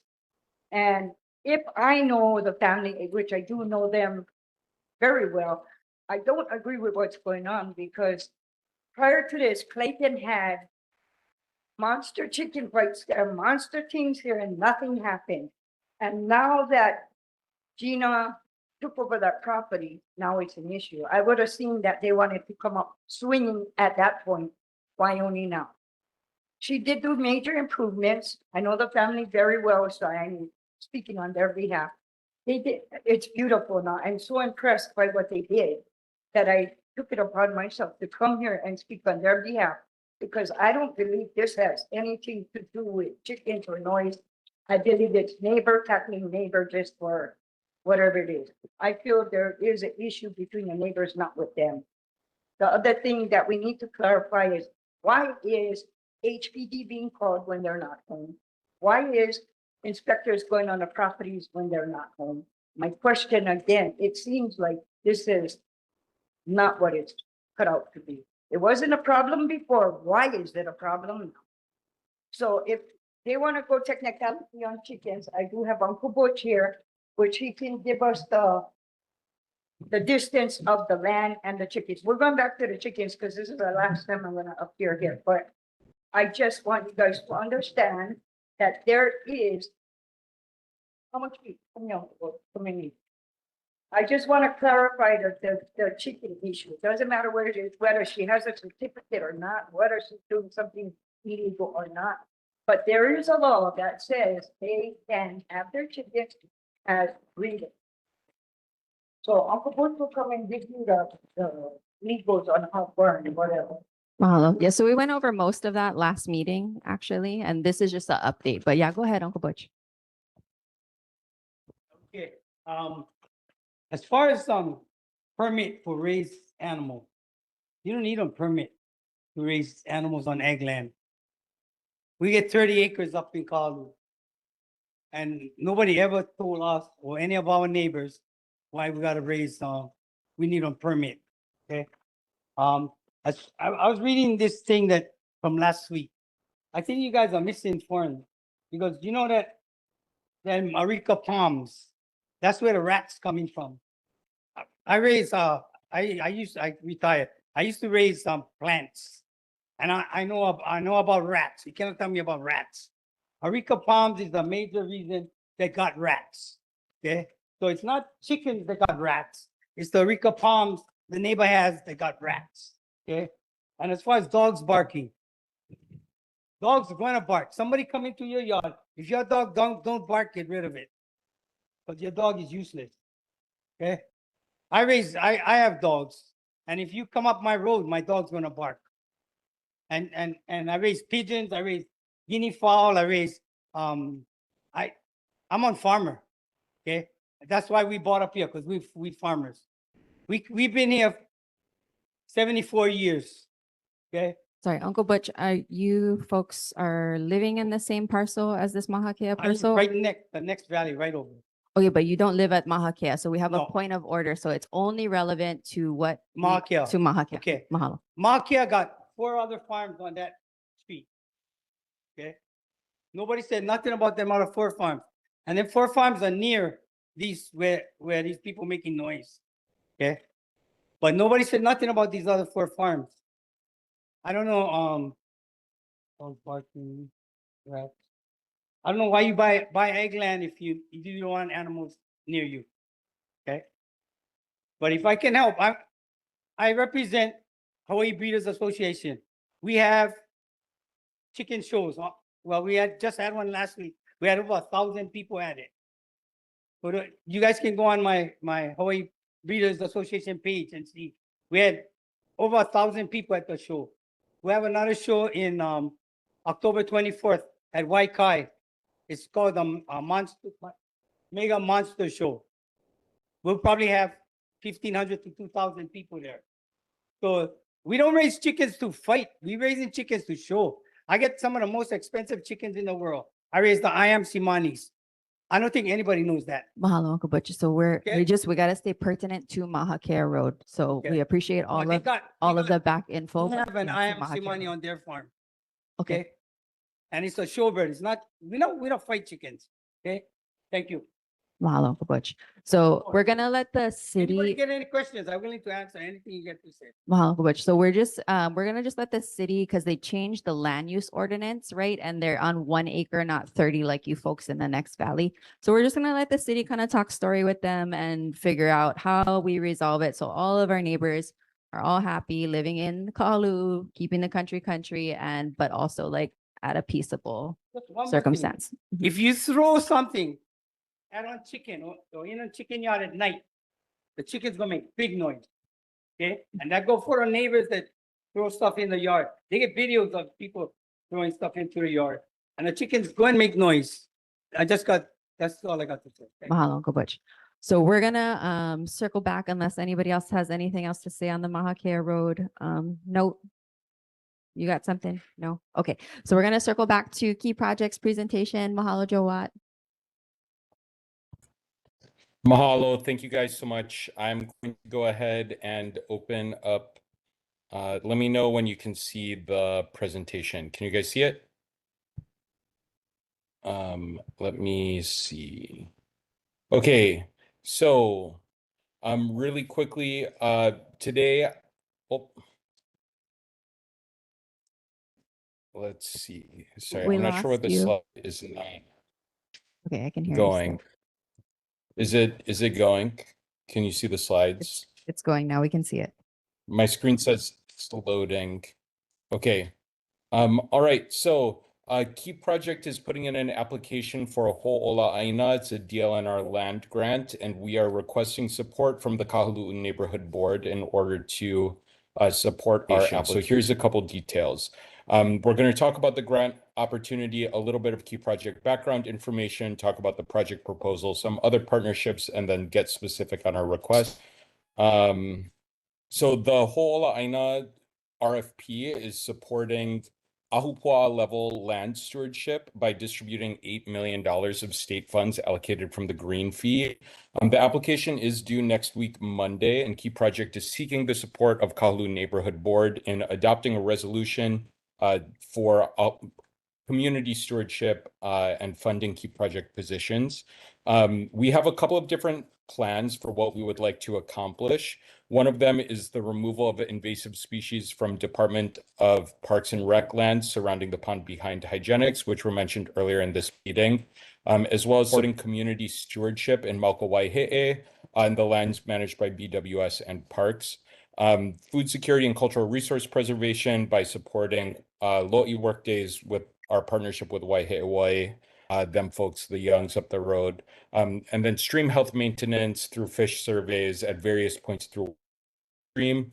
We have a lot of other goals that we would love to accomplish inside of the Ahupua'a of Waihe'e, including the restoration of legal access for food growing in Kalo Park in alignment with the food systems plan that was drafted by CCSR. What we would like to do with this funding would be regular Ahupua'a stewardship community work days going up and down the valley to emphasize the alignment between the connectivity between our Mauka regions and our Makai regions. We would like additional Key Project staff capacity for more technical interventions that are like not necessarily community workday things. And then staffed coordination of the permitting and contracting for things like tree removal or land clearing. And then working with parks and whoever else from the county would be required in order to grow community foods on public lands. And then also facilitation of educational groups in the newly managed areas. Let's see, I have a bunch of photos that are in here demonstrating previous Key Project partnerships in the area. So historically, we have things like the O'opu ladder constructed in 2010, a memorandum of an MOA that Uncle John Rapun worked on with the Board of Water Supply for access to the Mauka area that expanded as far as the development of a Mauka Learning Center that was not able to be constructed because of the site being a formerly used defense site. And then coordination of the Waihe'e Ahupua'a initiative, which brought together a variety of stakeholders for coordinating meetings. So this just demonstrates that this is not a new role that Key Project would be stepping into. Recent partnerships, like since COVID, we have, let's see, my photos are loading over here, but a variety of different youth program and community workday partnerships that have taken us up and down the valley. This one is BWS and Parks partnerships. We've had youth work days up there, as well as a variety of community members sharing about what conservation looks like in those places. Let's see. It's loading photos over here. Lo'i work days. Just a variety of different work days in different places, demonstrating that this is something that programming is interested in doing, and receiving these funds would allow us to do it at a broader scale and make it more accessible to a broader swath of our community. Let's see, this over here is still photos for me, so I'm going to continue looking through until I get to the slides with more text on them again. But I did want to share one important additional detail. As part of invasive species management, everyone who's been on the board for a while and everyone who's been attending these meetings knows that Key Project has done a lot of invasive species organizing in the area. And a presence for invasive species management is extremely important. The little fire ants, because of the little fire ant presence inside of Waihe'e, we were actually able to coordinate through Key Project the first aerial drone treatment for little fire ant eradication in the state of Hawaii. That's a tool that's being implemented all over the place. Again, I'm just sharing this to say that Key Project would be an impactful place for this money to land for Ahupua'a stewardship. And then currently we do have a lot of people who are on board, even though we're intending to add positions, we have a lot of people on board with a lot of really solid AINA experience that would be able to lead the charge on this while we fill those positions for community members who are interested in doing AINA work. We have our whole Pilina youth program, and several of these people are new additions to Key Project. So I'm hopeful you folks will all be able to meet them sometime soon. Our whole Pilina youth program is currently led by Kaliko Kalahiki, who has done work with Ho'okua Aina and Ka'ulua Kalana. Our AINA access programming is led by Maile Garrett, who spent 5 years at up in Waipau. And so she also has her master's in education. And then Kahaluʻu is a Kaneohe Kupa'aina, and she has a lot of farming experience through helping manage her family's Kuleana lands in the back of Haiku. We have Keisha Tanaka, who is coming on to assist with Mala and farming activities, and she's someone who worked at Ka'ulua Kalana as well. Then there's myself with Go Farm experience, and a variety of different AINA program leadership experience. So all of that to say, Key Project is looking for support in reaching this funding for 2 positions and some contracting fees from DLNR. And we would love it if you folks would adopt the resolution that we have drafted, and it's on the agenda later for board business. And then also, even if we do not get approved for this funding, or if you're unable to adopt the resolution, I would love to continue conversations with the Kahalu'u Neighborhood Board for the best ways that Key Project can step up for community stewardship and co-management of the Ahupua'a of Waihe'e. So that's my presentation. Thank you. Mahalo, Judge. Questions? Any Yeah. questions from community? Uncle Dan?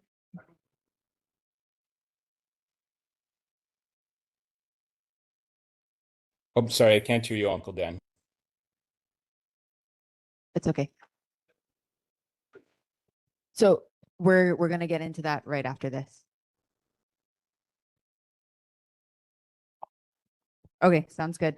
Anyone second? Because nobody read the resolution and it's not in there, so I'm gonna have to read it. Oh, you did get it. Okay, so you all have it. Excellent. Uncle John, you don't have it. Okay, do I have a second for Uncle Dan's motion to support Key Project's resolution? seconded by Uncle Rick. Let me do a roll call vote real quick.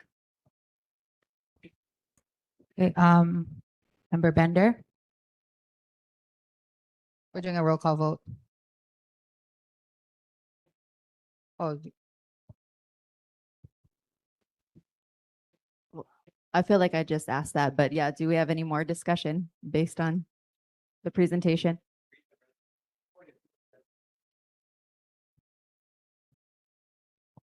Can you read the resolution? Thank you. Yes, I can read the resolution, but okay, sorry. 2 seconds. 2 seconds. We're gonna come back to this. Real quick, because I did not give the time for that special management hearing notice. It's at 10 a.m. and I made a mistake. It's not at Honolulu, it's at the Fosse Municipal Building. Joe, mahalo. Does anybody else have questions for Joe? Board members in person, board members online, community in person, community online. Excellent. Moving on in our agenda to residents and community concerns. Community, this is your time to shine. Anybody in person? Anybody online? Community, solely community. This is your time. Seeing none. Moving on in our agenda to board business, resolution to support key projects application for funding to the Department of Land and Natural Resources. And I will read it here to you in a moment. Let me just pull it up.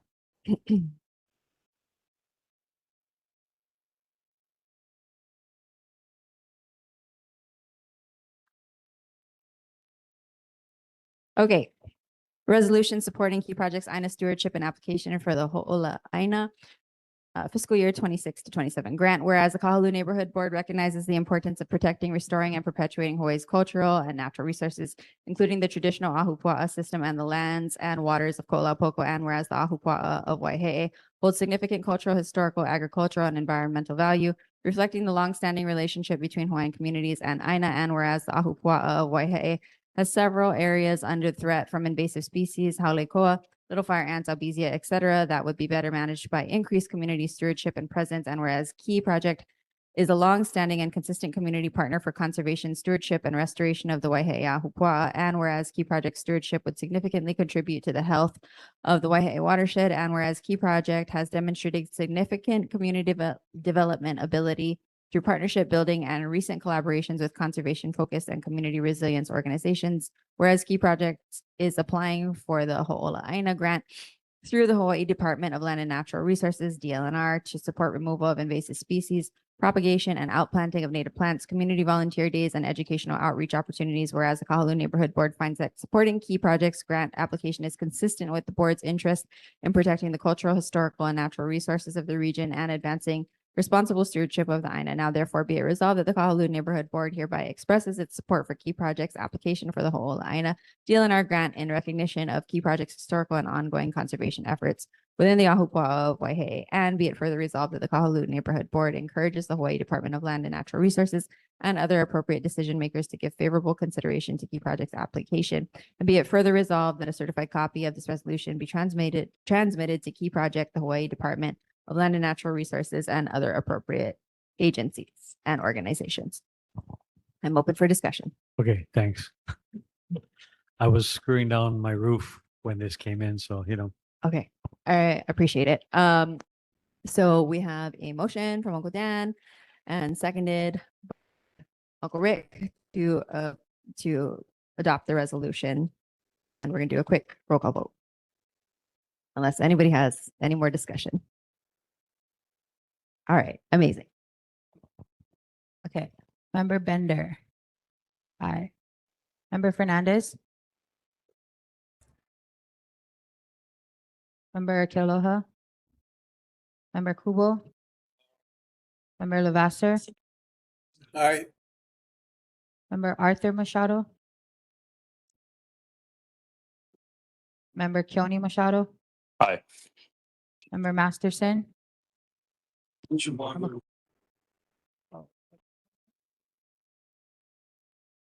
so. Member Makainai. Member Miller.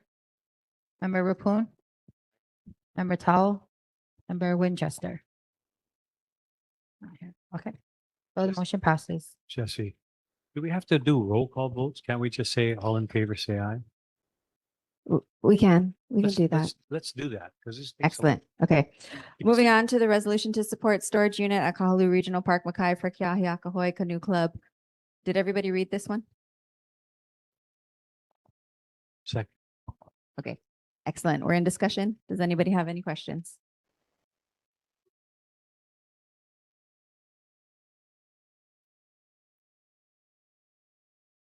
Amazing. And seconded.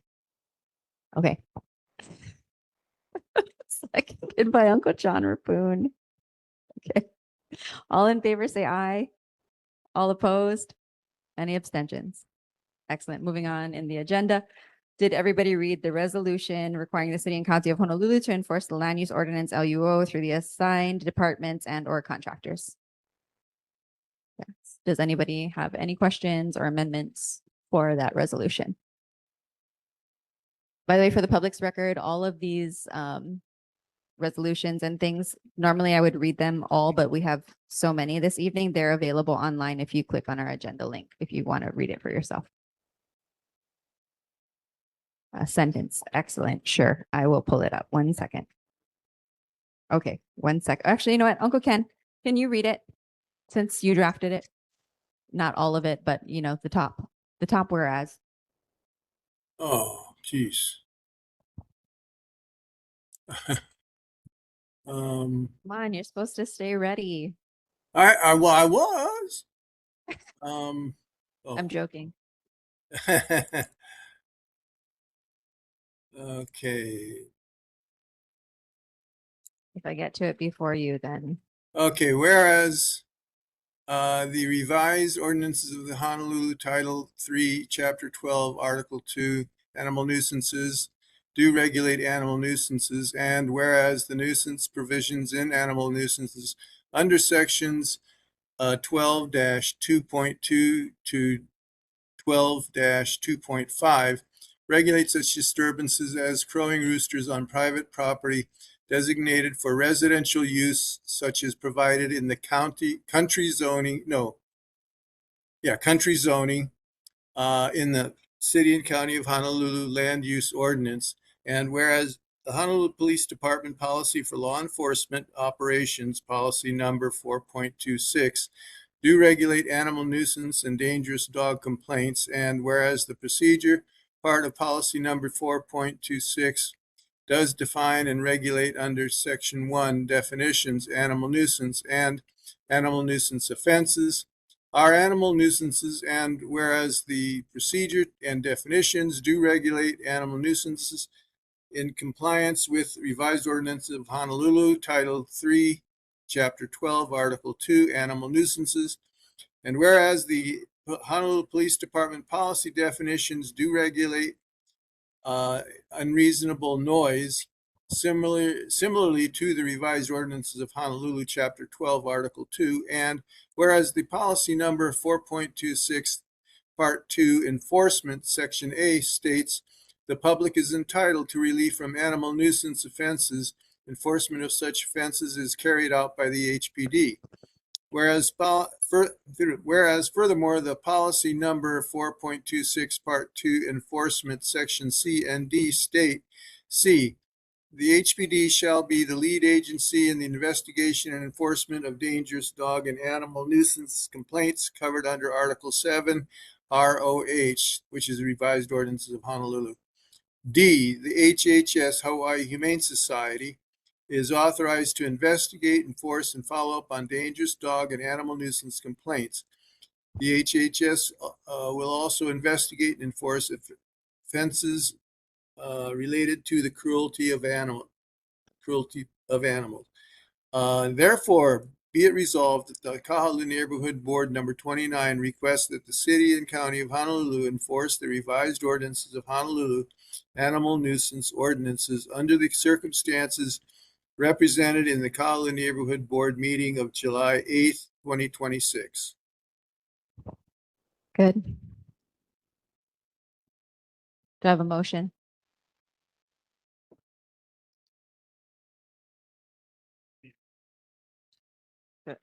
No, do I have a motion to approve and adopt the resolution? I need a second. Seconded. Okay, all in favor, say aye. Aye. All opposed? Any abstentions? All right, the resolution is adopted. Moving on in the agenda to the resolution to oppose Kapa'a Quarry landfill. Did everybody read this one?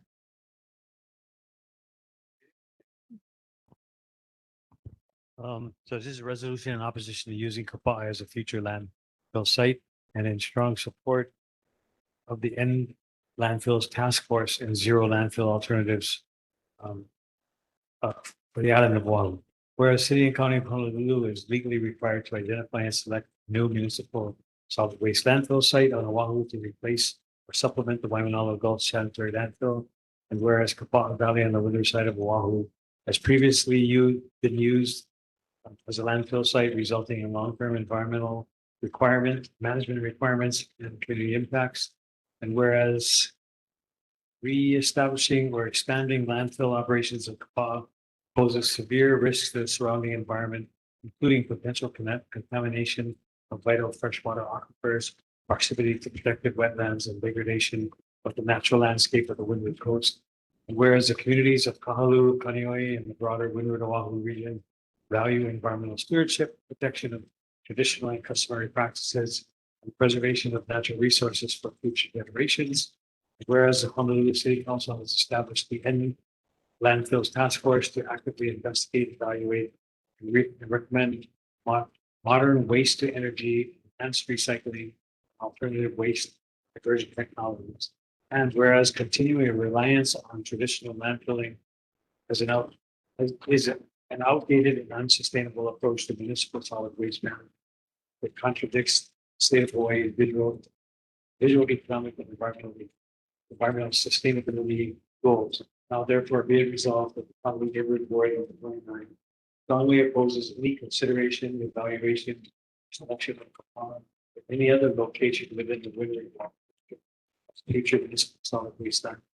And be it further resolved that the Honolulu Neighborhood Board of the 29 enthusiastically endorses the mission of the End Landfills Task Force and strongly urges the City and County of Honolulu to prioritize resources toward implementing zero landfill alternatives for the island of Oahu. And be it finally resolved, copies of the resolution be transmitted to the mayor of the city and county of Honolulu, the members of the Honolulu City Council, the director of the Department of Environmental Services, Oahu Neighborhood Commission.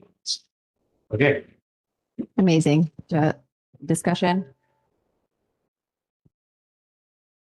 Amazing. Do I have a second? Seconded by Member Fernandez. All in favor, say aye. All opposed? Any abstentions? Amazing. So we have adopted the resolution to oppose Kapa'a Quarry landfill. Moving on in our agenda, the meeting date, time, and location of the Kahalu'u Neighborhood Board number 29 presently meets on the second Wednesday of the month at 6 p.m. at Key Project. We also do live on WebEx. We're hybrid still. Board recess schedule. The board is allotted 3 recesses with the term year July 1st, 2025 to June 30, 2026.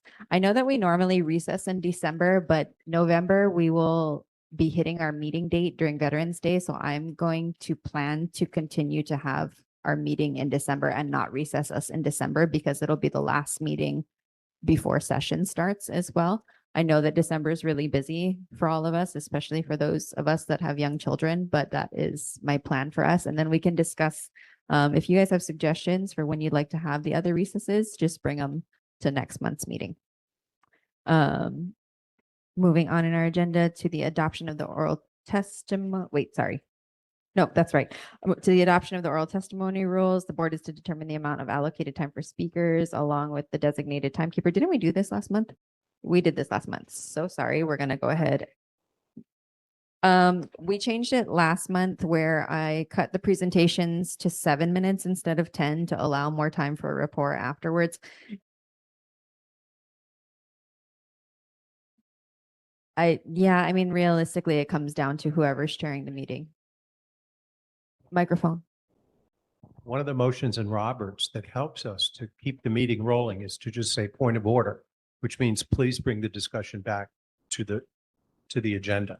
It doesn't mean that somebody doesn't like somebody. It doesn't mean that it's not a good issue. It just means that it's not in order. It's not what we had intended to talk about. Mhm. So what's happening here is a lot of the people who are speaking are talking about things that are very interesting, and I cherish everything that everyone says.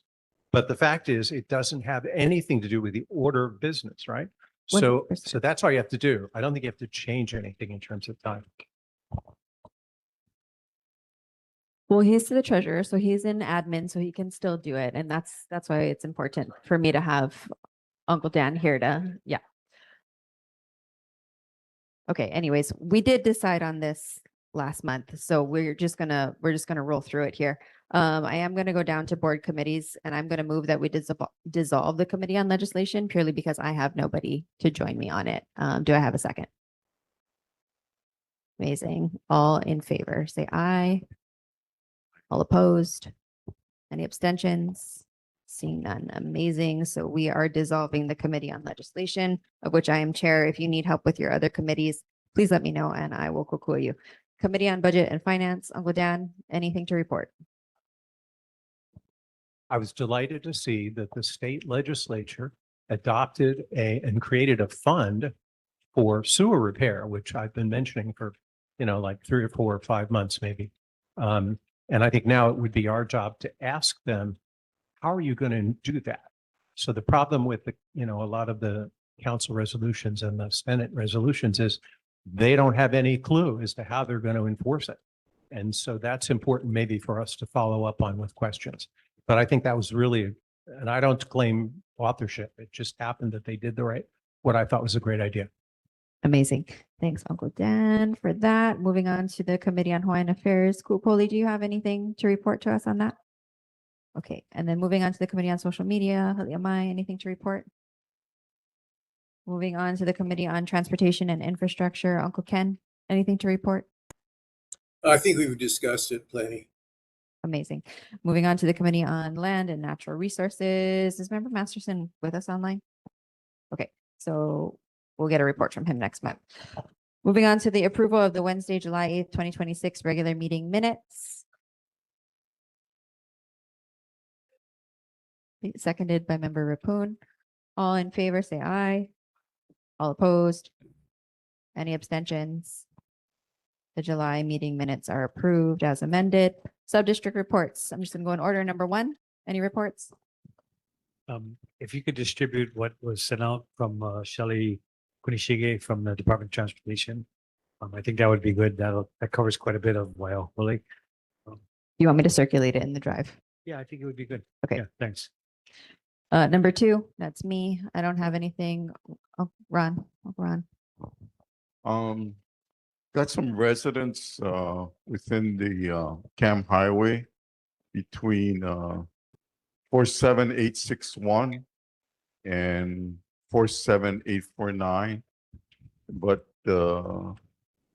there's no parking sign that was put up on the Kahaluʻu side on the 47861 about a year ago, but the resident that lives on 47855, there needs to be a parking sign because the residents on both sides of Kaneohe and Kahaluʻu side, they're coming up on the driveway. They're all coming up towards Cam Highway, and making a left or a right turn is almost impossible. It's like taking a chance and just driving up and just, making a turn. Just that the highway it's like a hairpin turn in that area. And then coming up from Kaneohe side, it's coming uphill.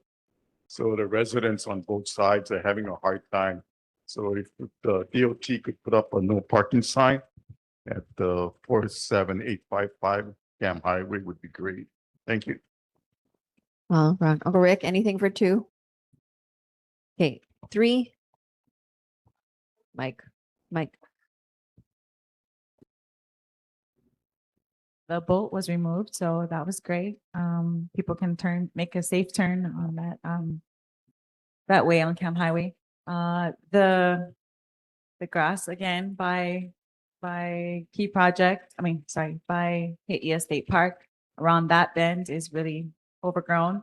And again, like was mentioned earlier this evening, the homeless people coming down from the mountain are in the middle of the road almost every night on the way home and wearing dark clothing and on bikes and are asking to be hit. So we really need to do something about that. But yeah, that's it.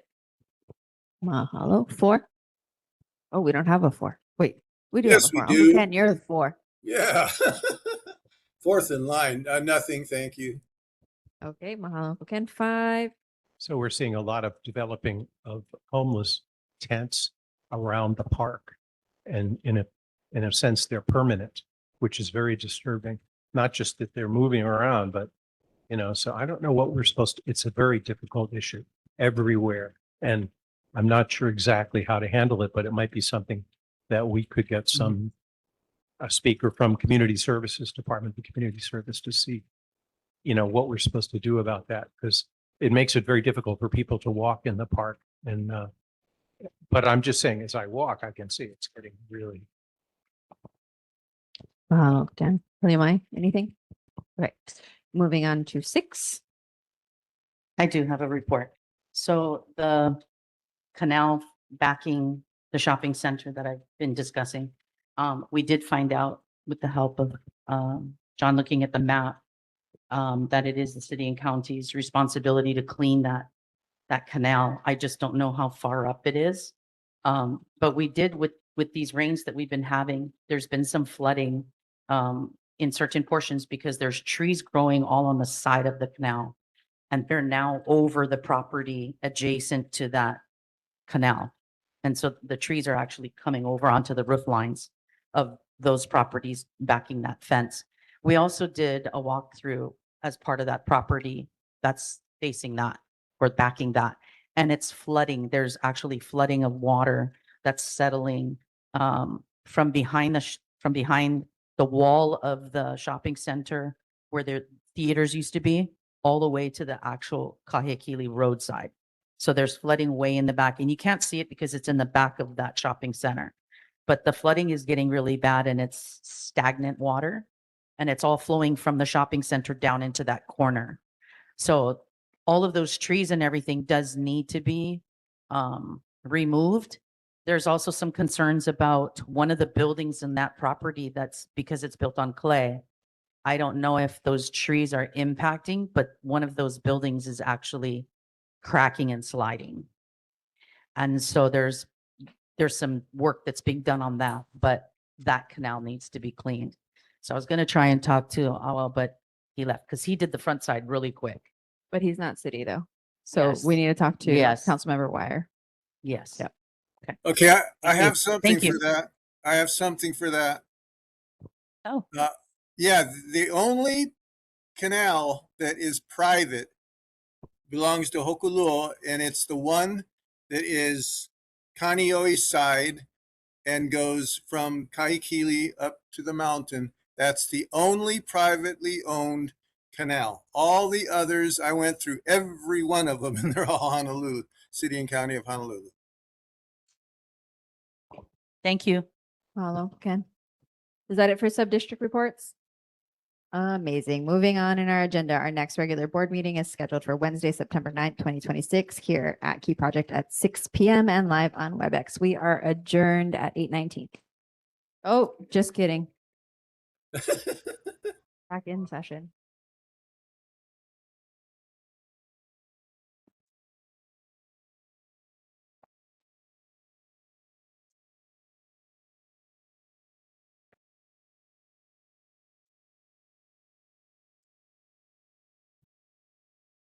Yes. Yes. Yes. Mahalo. Mahalo, Smitty. Well, I like to read it out loud for the record, but that's for folks who are maybe not so ma'a and are new to our situation. But yes, it is available online. Thank you to our lovely neighborhood assistant. And we are again adjourned at 8:19. Great job. I'm amazed you pulled it off.